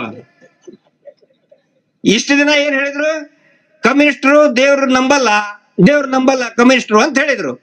ಈಗ ಸ್ವತಃ ದೇವರೇ ಹೇಳಿದಾಗ ಏನಂತಾರೆ, ಅವ್ರಿಗೂ ಒಂದಿಷ್ಟು ಪತ್ರಕರ್ತರ ಟೀಮ್ ಇದೆ ಆ ಬೆಳ್ತಂಗಡಿಯಲ್ಲಿ. ಅವರು ಸಂಘದ ಅಧ್ಯಕ್ಷರು ಹೊಸವರು ಆದ ತಕ್ಷಣ ಹೋಗಿ ಅವ್ರಿಗೆ ಉಡ್ದು ಬಿಟ್ಬಿಡ್ಬೇಕಂತೆ. ಉದ್ದು ಅಡ್ಡ ಬಿದ್ದು ಬರ್ಬೇಕಂತ ಎಲ್ಲಾ ಪತ್ರಕರ್ತರು ಬೆಳ್ತಂಗಡಿಯಲ್ಲಿ ಇಷ್ಟೇ, ಇಡೀ ರಾಜ್ಯದ ಹೇಳ್ತಾ ಇಲ್ಲ ನಾನು. ಬೆಳ್ತಂಗಡಿಯಲ್ಲಿ ಹೊಸ ಅಧ್ಯಕ್ಷರು ಆಗ್ಬಿಟ್ರೆ, ಪತ್ರಕರ್ತರ ಸಂಘ ಹೊಸ ಇಲೆಕ್ಷನ್ ಆದ್ರೆ ಅಧ್ಯಕ್ಷರಾದವರು ಇವ್ರು ಉದ್ದು ಬಿದ್ದು ಬಿಡ್ಬೇಕಂತ ಅವ್ರಿಗೆ ಹೋಗಿ. ಆ ನಂತರ ಯಾರಾದ್ರೂ ಒಬ್ರು ತಕರಾರು ಮಾಡಿದ್ರೆ ಅವ್ರನ್ನ ಟಾರ್ಗೆಟ್ ಮಾಡೋದು. ಆ ಉದ್ದು ಬೀಳೋ ಪತ್ರಕರ್ತರ ಮುಂದೆ ಹೇಳ್ಬಿಡ್ತಾರೆ ಇವರು, ನೋಡ್ರಿ ದೇವರು ಕೂಡ ಅಣ್ಣಪ್ಪ ಸ್ವಾಮಿ ಕಮ್ಯುನಿಸ್ಟ್ ಜೊತೆಗೆ ಸೇರ್ಕೊಂಡಿದ್ದಾನೆ, ಮಂಜುನಾಥ ಸ್ವಾಮಿ ಕಮ್ಯುನಿಸ್ಟ್ ಜೊತೆಗೆ ಸೇರ್ಕೊಂಡು ನನ್ನ ಈ ಕ್ಷೇತ್ರದಿಂದ ಹೊರಗಡೆ ಹಾಕ್ತಾ ಇದ್ದಾರೆ ಅಂತ ಹೇಳಿ. ಆದ್ರೆ ನಾವು ಎಲ್ಲರೂ ನಿಶ್ಚಯ ಮಾಡಿದೀವಿ, ಇಡೀ ಜನ ನಿಶ್ಚಯ ಮಾಡಿದ್ದಾರೆ, ಈ ಸರಣಿ ಅತ್ಯಾಚಾರ ಮಾಡಿದವ್ರನ್ನ ಯಾವುದೇ ಕಾರಣಕ್ಕೂ ಕೂಡ ಧರ್ಮಸ್ಥಳದಲ್ಲಿ ಆಡಳಿತಾಧಿಕಾರಿಯಾಗಿ ನಡೆಯೋದಕ್ಕೆ ನಾವು ಬಿಡುವುದಿಲ್ಲ. ಅದೇ ನಿಜವಾದಂತಹ ನ್ಯಾಯ. ಇಷ್ಟೊಂದು ಹತ್ಯೆಗಳಾಯ್ತು, ಸರಣಿ ಕೊಲೆ ಆಯ್ತು, ಸರಣಿ ಅತ್ಯಾಚಾರ ಆಯ್ತು, ಆದ್ರೂ ಕೂಡ ಬರೀ ಇದನ್ನೇ ಹೇಳ್ತಾ ಹೇಳ್ತಾ ಹೇಳ್ತಾ ಜನರನ್ನ ಮಂಗ ಮಾಡಿ ಈಗ ಬಡ್ಡಿ ದಂಧೆಗೆ ಬಂದಿದ್ದಾರೆ. ಮೊನ್ನೆ ಅವರ ಮುಖ್ಯಸ್ಥರು ಬಹಳ ದೊಡ್ಡದಾಗಿ ಹೇಳ್ತಾ ಇದ್ರು, ಆ ದೊಡ್ಡ ಸಂಘಟನೆ ಅಂತ ಹೇಳಿದ್ರೆ ಒಂದು ಪ್ರೆಸ್ ಮೀಟ್ ಕರಿಬಹುದಾಗಿತ್ತಪ್ಪ. ಯಾರವರು ಈ ಸಿಇಒ ಅಂತ ಏನವ್ರ ಹೆಸರು? ಮಂಜುನಾಥನ್ ಅವರು. ಆಯ್ತಪ್ಪ, ನಿಮ್ಮ ಅಭಿಪ್ರಾಯ ಹೇಳಿದಿರಲ್ಲ, ಒಂದು ದೊಡ್ಡ ಸಂಸ್ಥೆ ಆಗಿರೋರು ಒಂದು ಪ್ರೆಸ್ ಮೀಟ್ ಕರಿಬಹುದಾಗಿತ್ತು. ಬೆಂಗಳೂರಲ್ಲಿ ಹೋಗಿ ಮಂಗಳೂರಿನಲ್ಲಿ ಒಂದು ವಿಡಿಯೋ ಮಾಡಿ ಬಿಡೋದಲ್ಲ. ನಾವು ಸಣ್ಣವರು, ನಾವು ವಿಡಿಯೋ ಮಾಡ್ತೀವಿ, ಇದನ್ನು ಮಾಡಿ. ಆದ್ರೆ ನನಗೆ ಬಹಳ ಖುಷಿ ಅನಿಸ್ತು. ಗಾಣಿಗ್ರೆ, ನೀವು ಸುಮ್ಮನೆ ಪಾಪ ಬೈತೀರಿ ಅವ್ರಿಗೆ, ಆದ್ರೆ ಅವ್ರು ಮಾತಾಡಿದ್ ನನಗೆ ಬಹಳ ಖುಷಿ ಅನಿಸ್ತು. ಅದರಲ್ಲಿ ಒಂದು ಮಾತು ಹೇಳಿದಾರೆ ಅವ್ರು. ಏನ್ ಹೇಳಿ? ಇದು ಏನು ದುಡ್ಡಿದೆ ಧರ್ಮಸ್ಥಳದ್ದಲ್ಲ, ಇದು ಬ್ಯಾಂಕ್ ನಿಂದ ಕೊಟ್ಟಿದೀವಿ ಅಂತ ಹೇಳಿ. ನನಗೆ ಯಾಕೆ ಖುಷಿ ಆಗ್ತಾ ಇದೆ ಅಂತ ಹೇಳಿದ್ರೆ, ಈ ಕೇರಳದ ಭಾಗದಲ್ಲಿ ಮತ್ತೆ ನಮ್ಮ ಉತ್ತರ ಕರ್ನಾಟಕದ ಜನ ಇಷ್ಟು ವರ್ಷ ಏನ್ ತಿಳ್ಕೊಂಡಿದ್ರು, ಇದು ಧರ್ಮಸ್ಥಳದ ದುಡ್ಡು, ನಾವು ಇದನ್ನ ಬಡ್ಡಿ ಕಟ್ಟಲೇಬೇಕು ಅಂತ ತಿಳ್ಕೊಂಡಿದ್ರು. ಈಗ ಇವರು ಧರ್ಮಸ್ಥಳದ ಅಲ್ಲ ಅಂತ ಹೇಳಿಬಿಟ್ಟಿದ್ದಾರೆ. ಹಿಂಗಾಗಿ ಪ್ರತಿಯೊಬ್ಬರಿಗೂ ಕೂಡ ಫುಲ್ ರಿಲ್ಯಾಕ್ಸ್. ಈಗ ಯಾವ ಕಾರಣಕ್ಕೂ ಕಟ್ಟಲ್ಲ. ಈಗ ಧರ್ಮಸ್ಥಳ ಹೆದರಿಕೆ ಕಟ್ಟಿದ್ರು ಸರ್ ನಮ್ಮ ಕಡೆ ಜನ. ಉತ್ತರ ಕರ್ನಾಟಕದಲ್ಲಿ ನಮ್ಮ ಧಾರವಾಡ, ಹುಬ್ಳಿ, ಬೀದರ್, ಬೆಳಗಾವಿ, ಬಿಜಾಪುರ, ಗುಲ್ಬರ್ಗ, ಯಾದಗಿರಿ, ಕೊಪ್ಪಳ, ರಾಯಚೂರು ಎಲ್ಲ ಧರ್ಮಸ್ಥಳ ದುಡ್ಡು. ಕೇರಳದಲ್ಲಿನೂ ಕೂಡ ಇಲ್ಲಿ ಮತ್ತೆ ದುಡ್ಡು ಕಟ್ಟಲಿಲ್ಲ ಅಂತ ಹೇಳಿದ್ರೆ ಅಣ್ಣಪ್ಪ ಸ್ವಾಮಿ ಶಿಕ್ಷೆ ಕೊಡ್ತಾನೆ ಅಂತ ಹೇಳಿ ಈಗ ಸ್ವತಃ ಹೇಳ್ಬಿಟ್ರಲ್ಲ ಅದರ ಅಧ್ಯಕ್ಷರೇ, ಧರ್ಮಸ್ಥಳದ ಅಲ್ಲೇ ಅಲ್ಲ ಬ್ಯಾಂಕಿಂದೇ ಅಂತ ಹೇಳ್ಬಿಟ್ರು. ಹಿಂಗಾಗಿ ಬ್ಯಾಂಕಿನ ನಾವು ಯಾವತ್ತಿಗೂ ಕಟ್ಟಿಲ್ಲ. ನಮ್ಮ ಉತ್ತರ ಕರ್ನಾಟಕದ ಜನ ಬ್ಯಾಂಕಿನ ದುಡ್ಡು ಯಾವತ್ತಿಗೂ ಕಟ್ಟಲ್ಲ. ಆ ಬ್ಯಾಂಕ್ ನಾವು ಅಲ್ದಾಡಿ ಚಪ್ಪಲಿ ತಗೊಂಡು ಹೋಗಿರ್ತಾರೆ. ಹಿಂಗಾಗಿ ನಾವು ಕಟ್ಟದೇನೆ ಇಲ್ಲ ಇನ್ಮೇಲೆ ನಾವು. ಅಂದ್ರೆ ಒಂದ್ಸಾರಿ ಇಲ್ಲಿ ಹೊಸದಾಗಿ ಇದನ್ನ ಹೇಳಿ ನಾನು ಮಾತು ಮುಗಿಸ್ತಾ ಇದ್ದೇನೆ. ಈ ನಿಶ್ಚಿತಾರ್ಥ ಆಗಿತ್ತಂತೆ ಹುಡುಗ ಹುಡುಗಿನ ಕರ್ಕೊಂಡು ಹೋಗ್ಬೇಕಂತ ಹೇಳಿ ಒಳ್ಳೆ ಟ್ರಿಪ್ ಹೋಗೋಣ ಅಂತ ಹೇಳಿ ಬೋಟಲ್ಲಿ ಕರ್ಕೊಂಡು ಹೋದ್ನಂತೆ. ಒಳ್ಳೆ ಪಾಶ್ ಆಗಿರೋ ಬೋಟಲ್ಲಿ ಸುತ್ತಾಡಿಸ್ಬೇಕು ಅಂತ ಹೇಳಿ ಸಮುದ್ರದಲ್ಲಿ ಕರ್ಕೊಂಡು ಹೋದ್ನಂತೆ.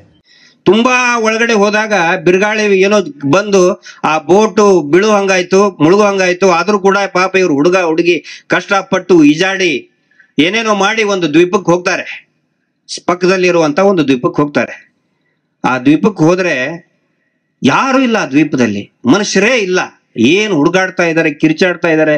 ಮೊಬೈಲು ಹೋಯ್ತು ಕೈಯಾಗಿಂದು. ಹೆಂಗೀಗ ಆ ಹುಡುಗಿ ಇವನಿಗೆ ಬೈತಾ ಇದ್ದಾಳೆ, ಏನಾದ್ರೂ ಪ್ರಯತ್ನ ಮಾಡು. ಆ ಸಿನಿಮಾದಾಗ ತೋರಿಸ್ತಾರಲ್ಲ ಹೊಗೆ ಹಾಕೋದು, ಇದನ್ ಮಾಡೋದು, ಕಹೋನಾ ಪ್ಯಾರೆ ಬೇರೆ ಬೇರೆ ಸಿನಿಮಾದಾಗಿ ದ್ವೀಪದಲ್ಲಿ ಇದ್ದಾಗ ಹೊಗೆ ಹಾಕಿದರೆ ಹೆಲಿಕಾಪ್ಟರ್ ಬರ್ತಾವಂತೆ, ಕೆಂಪು ಇದನ್ನ ತೋರಿಸೋದು, ಏನೇನೋ ಮಾಡುವಂತ. ಅವನು ಏನು ಮಾಡ್ತಿಲ್ಲ, ಶಾಂತವಾಗಿದ್ದ ಅವನು. ಈಗ ಇನ್ನೂ ಸಿಟ್ಟು ಬರ್ತಾ ಇದೆ, ಇನ್ನೂ ಸ್ವಲ್ಪ ಹೊತ್ತಾದ್ರೆ ಕತ್ಲಾಗುತ್ತೆ. ಹಾಗೆ ನಾವು ದ್ವೀಪದಲ್ಲಿ ಸೇರ್ಕೊಂಡಿದ್ದೀವಿ, ನೀನ್ ಏನಾರ ಮಾಡಿದ್ರು ಅದು ಶಾಂತವಾಗಿದ್ದು ಹೇಳ್ತಾನ. ನೀನ್ ತಲೆ ಕೆಡ್ಸ್ಕೊಳಕ್ ಹೋಗ್ಬೇಡ, ಟೆನ್ಷನ್ ಮಾಡ್ಕೊಳಕ್ ಹೋಗ್ಬೇಡ. ಯಾರಾದ್ರೂ ಬಂದೇ ಬರ್ತಾರ ನಮ್ಮನ್ನ ಕರ್ಕೊಂಡು ಹೋಗಕ್ಕೆ ಅಂತ. ಯಾವ ಕಾನ್ಫಿಡೆನ್ಸ್ ಇದ್ರ ನೀನ್ ಹೇಳ್ತೀಯ ಅಂತ. ಅವಾಗ ಅವ್ನು ಹೇಳ್ತಾನೆ, ಧರ್ಮಸ್ಥಳ ಸಂಘದಲ್ಲಿ ನಾನು ಸಾಲ ಮಾಡಿದ್ದೀನಿ, ಇವತ್ತು ಸಾಲ ಬಡ್ಡಿ ಕಟ್ಟೋ ದಿನ ಇವತ್ತು. ನಾನು ಎಲ್ಲಿದ್ರು ಆ ಸಂಘದವ್ರನ್ನ ಹುಡ್ಕೊಂಡು ಬಂದೇ ಬರ್ತಾರೆ ಅಂತ ಹೇಳ್ತಾನ. ಅಷ್ಟೊತ್ತಿಗೆ ಬಂದ್ರು, ಸ್ಪೀಡ್ ಬೋಟ್ ಅಲ್ಲಿ ಬಂದ್ರು ಸಂಘದವರು.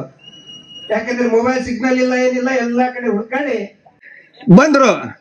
ಸ್ಪೀಡ್ ಬೋಟ್ ಹಿಡ್ಕೊಂಡು ಬಂದು ಇವ್ರು ನೋಡಿ ಪಾಪ ಇವನಿಗೆ ಹುಡುಗನಿಗೆ ಖುಷಿ ಆಗ್ತದೆ, ಆತಂಕನೂ ಇರ್ತಾರೆ, ಎಲ್ಲಿ ಬೈತಾರ ಅಂತ ಹೇಳಿ. ಆ ಸಂಘದ ಅಧ್ಯಕ್ಷ ಬೈಯಲ್ಲ.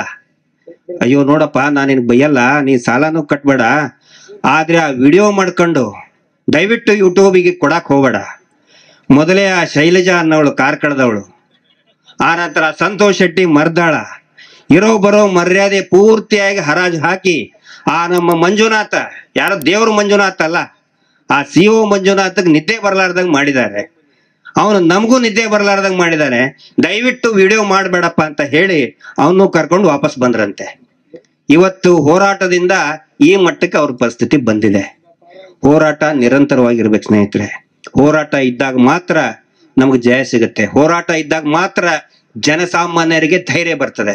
ಇವತ್ತು ಈ ಹೋರಾಟದಿಂದ ಏನಾಗಿದೆ, ಈ ಹೋರಾಟ ನೀವು ಗಮನಿಸಿ, ಪ್ರಭಾವಿಗಳು ವರ್ಸಸ್ ಸಾಮಾನ್ಯ ಮನುಷ್ಯರು. ಈ ಹೋರಾಟದಲ್ಲಿ ಇರೋರು ಯಾರು? ಮೇಸ್ತ್ರಿ ಕೆಲಸ ಮಾಡೋರು. ಅವನು ಸಂತೋಷ್ ಶೆಟ್ಟಿ ಆಗ್ಲಿ, ನಮ್ಮ ಆದಿತ್ಯ ಕಿರಣ್ ಆಗ್ಲಿ, ಇಲ್ಲಿ ಕಾರ್ಯಕ್ರಮ ಮಾಡಿದವ್ರು ಏನು ಶ್ರೀಮಂತರಲ್ಲ. ಮೇಸ್ತ್ರಿ ಕೆಲಸನೋ, ಆಟೋ ರಿಕ್ಷಾನೋ, ಗಾರೆ ಕೆಲಸನೋ, ಸಣ್ಣ ಪುಟ್ಟ ಅಂಗಡಿ ಇಟ್ಟವರು, ಅವ್ರು ಈ ಹೋರಾಟದಲ್ಲಿ ಇದ್ದಾರೆ. ಆದ್ರೆ ಯಾರ ವಿರುದ್ಧ ಇದೀವಿ? ಈ ದೇಶದ ಅತ್ಯಂತ ಪ್ರಭಾವಿಗಳ ವಿರುದ್ಧ. ಒಂದು ನೆನಪಿಟ್ಕೊಳ್ಳಿ, ದೇಶದ ಜಗತ್ತಿನ ಇತಿಹಾಸ ನೋಡಿ ನೀವು. ಈ ತರ ಹೋರಾಟದಲ್ಲಿ ಗೆದ್ದಿರೋದು ಯಾವಾಗ? ಯಾರು? ಜನಸಾಮಾನ್ಯರೇ ಗೆದ್ದಿದ್ದಾರೆ. ಜನಸಾಮಾನ್ಯರದ ನಮ್ಮದೇ ಗೆಲುವಾಗುತ್ತೆ. ಇವ್ರು ಎಷ್ಟೇ ದುಡ್ಡಿರ್ಲಿ, ಇವ್ರ ಹತ್ರ ಎಷ್ಟೇ ಪೊಲೀಸ್ ಇನ್ಫ್ಲೂಯೆನ್ಸ್ ಇರ್ಲಿ, ಎಷ್ಟೇ ಮಿನಿಸ್ಟರ್ ಇನ್ಫ್ಲೂಯೆನ್ಸ್ ಇರ್ಲಿ, ಯಾವುದು ಕೂಡ ಜನರ ಬೆಂಬಲದ ಮುಂದೆ ಇವರ ಶಕ್ತಿ ಏನು ನಡೆಯುವುದಿಲ್ಲ. ಸೌಜನ್ಯ ಶಕ್ತಿ ಮುಂದೆ ಇವರ ಶಕ್ತಿ ಏನು ಕೂಡ ಇಲ್ಲ. ಬರೀ ರಾಜರು ಮಾತ್ರ ಸೇರಿ ಯುದ್ಧ ಮಾಡಿ ಗೆದ್ದಿರ ನೋಡಿದಿರ ನೀವು? ಇದೆಯಾ ಉದಾಹರಣೆ ತೋರ್ಸ್ಬಿಡಿ. ಬರೀ ರಾಜರಿಷ್ಟೇ ಸೇರ್ಕೊಂಡು ಯುದ್ಧ ಮಾಡಿ, ರಾಜರ ಜೊತೆಗೆ ಯಾರಿರ್ಬೇಕು? ಸೈನಿಕರು ಇರ್ಬೇಕು ತಾನೆ. ಸೈನಿಕರಿದ್ದಾಗ ಮಾತ್ರ ಯುದ್ಧ ಗೆಲ್ಲೋದಕ್ಕೆ ಸಾಧ್ಯ.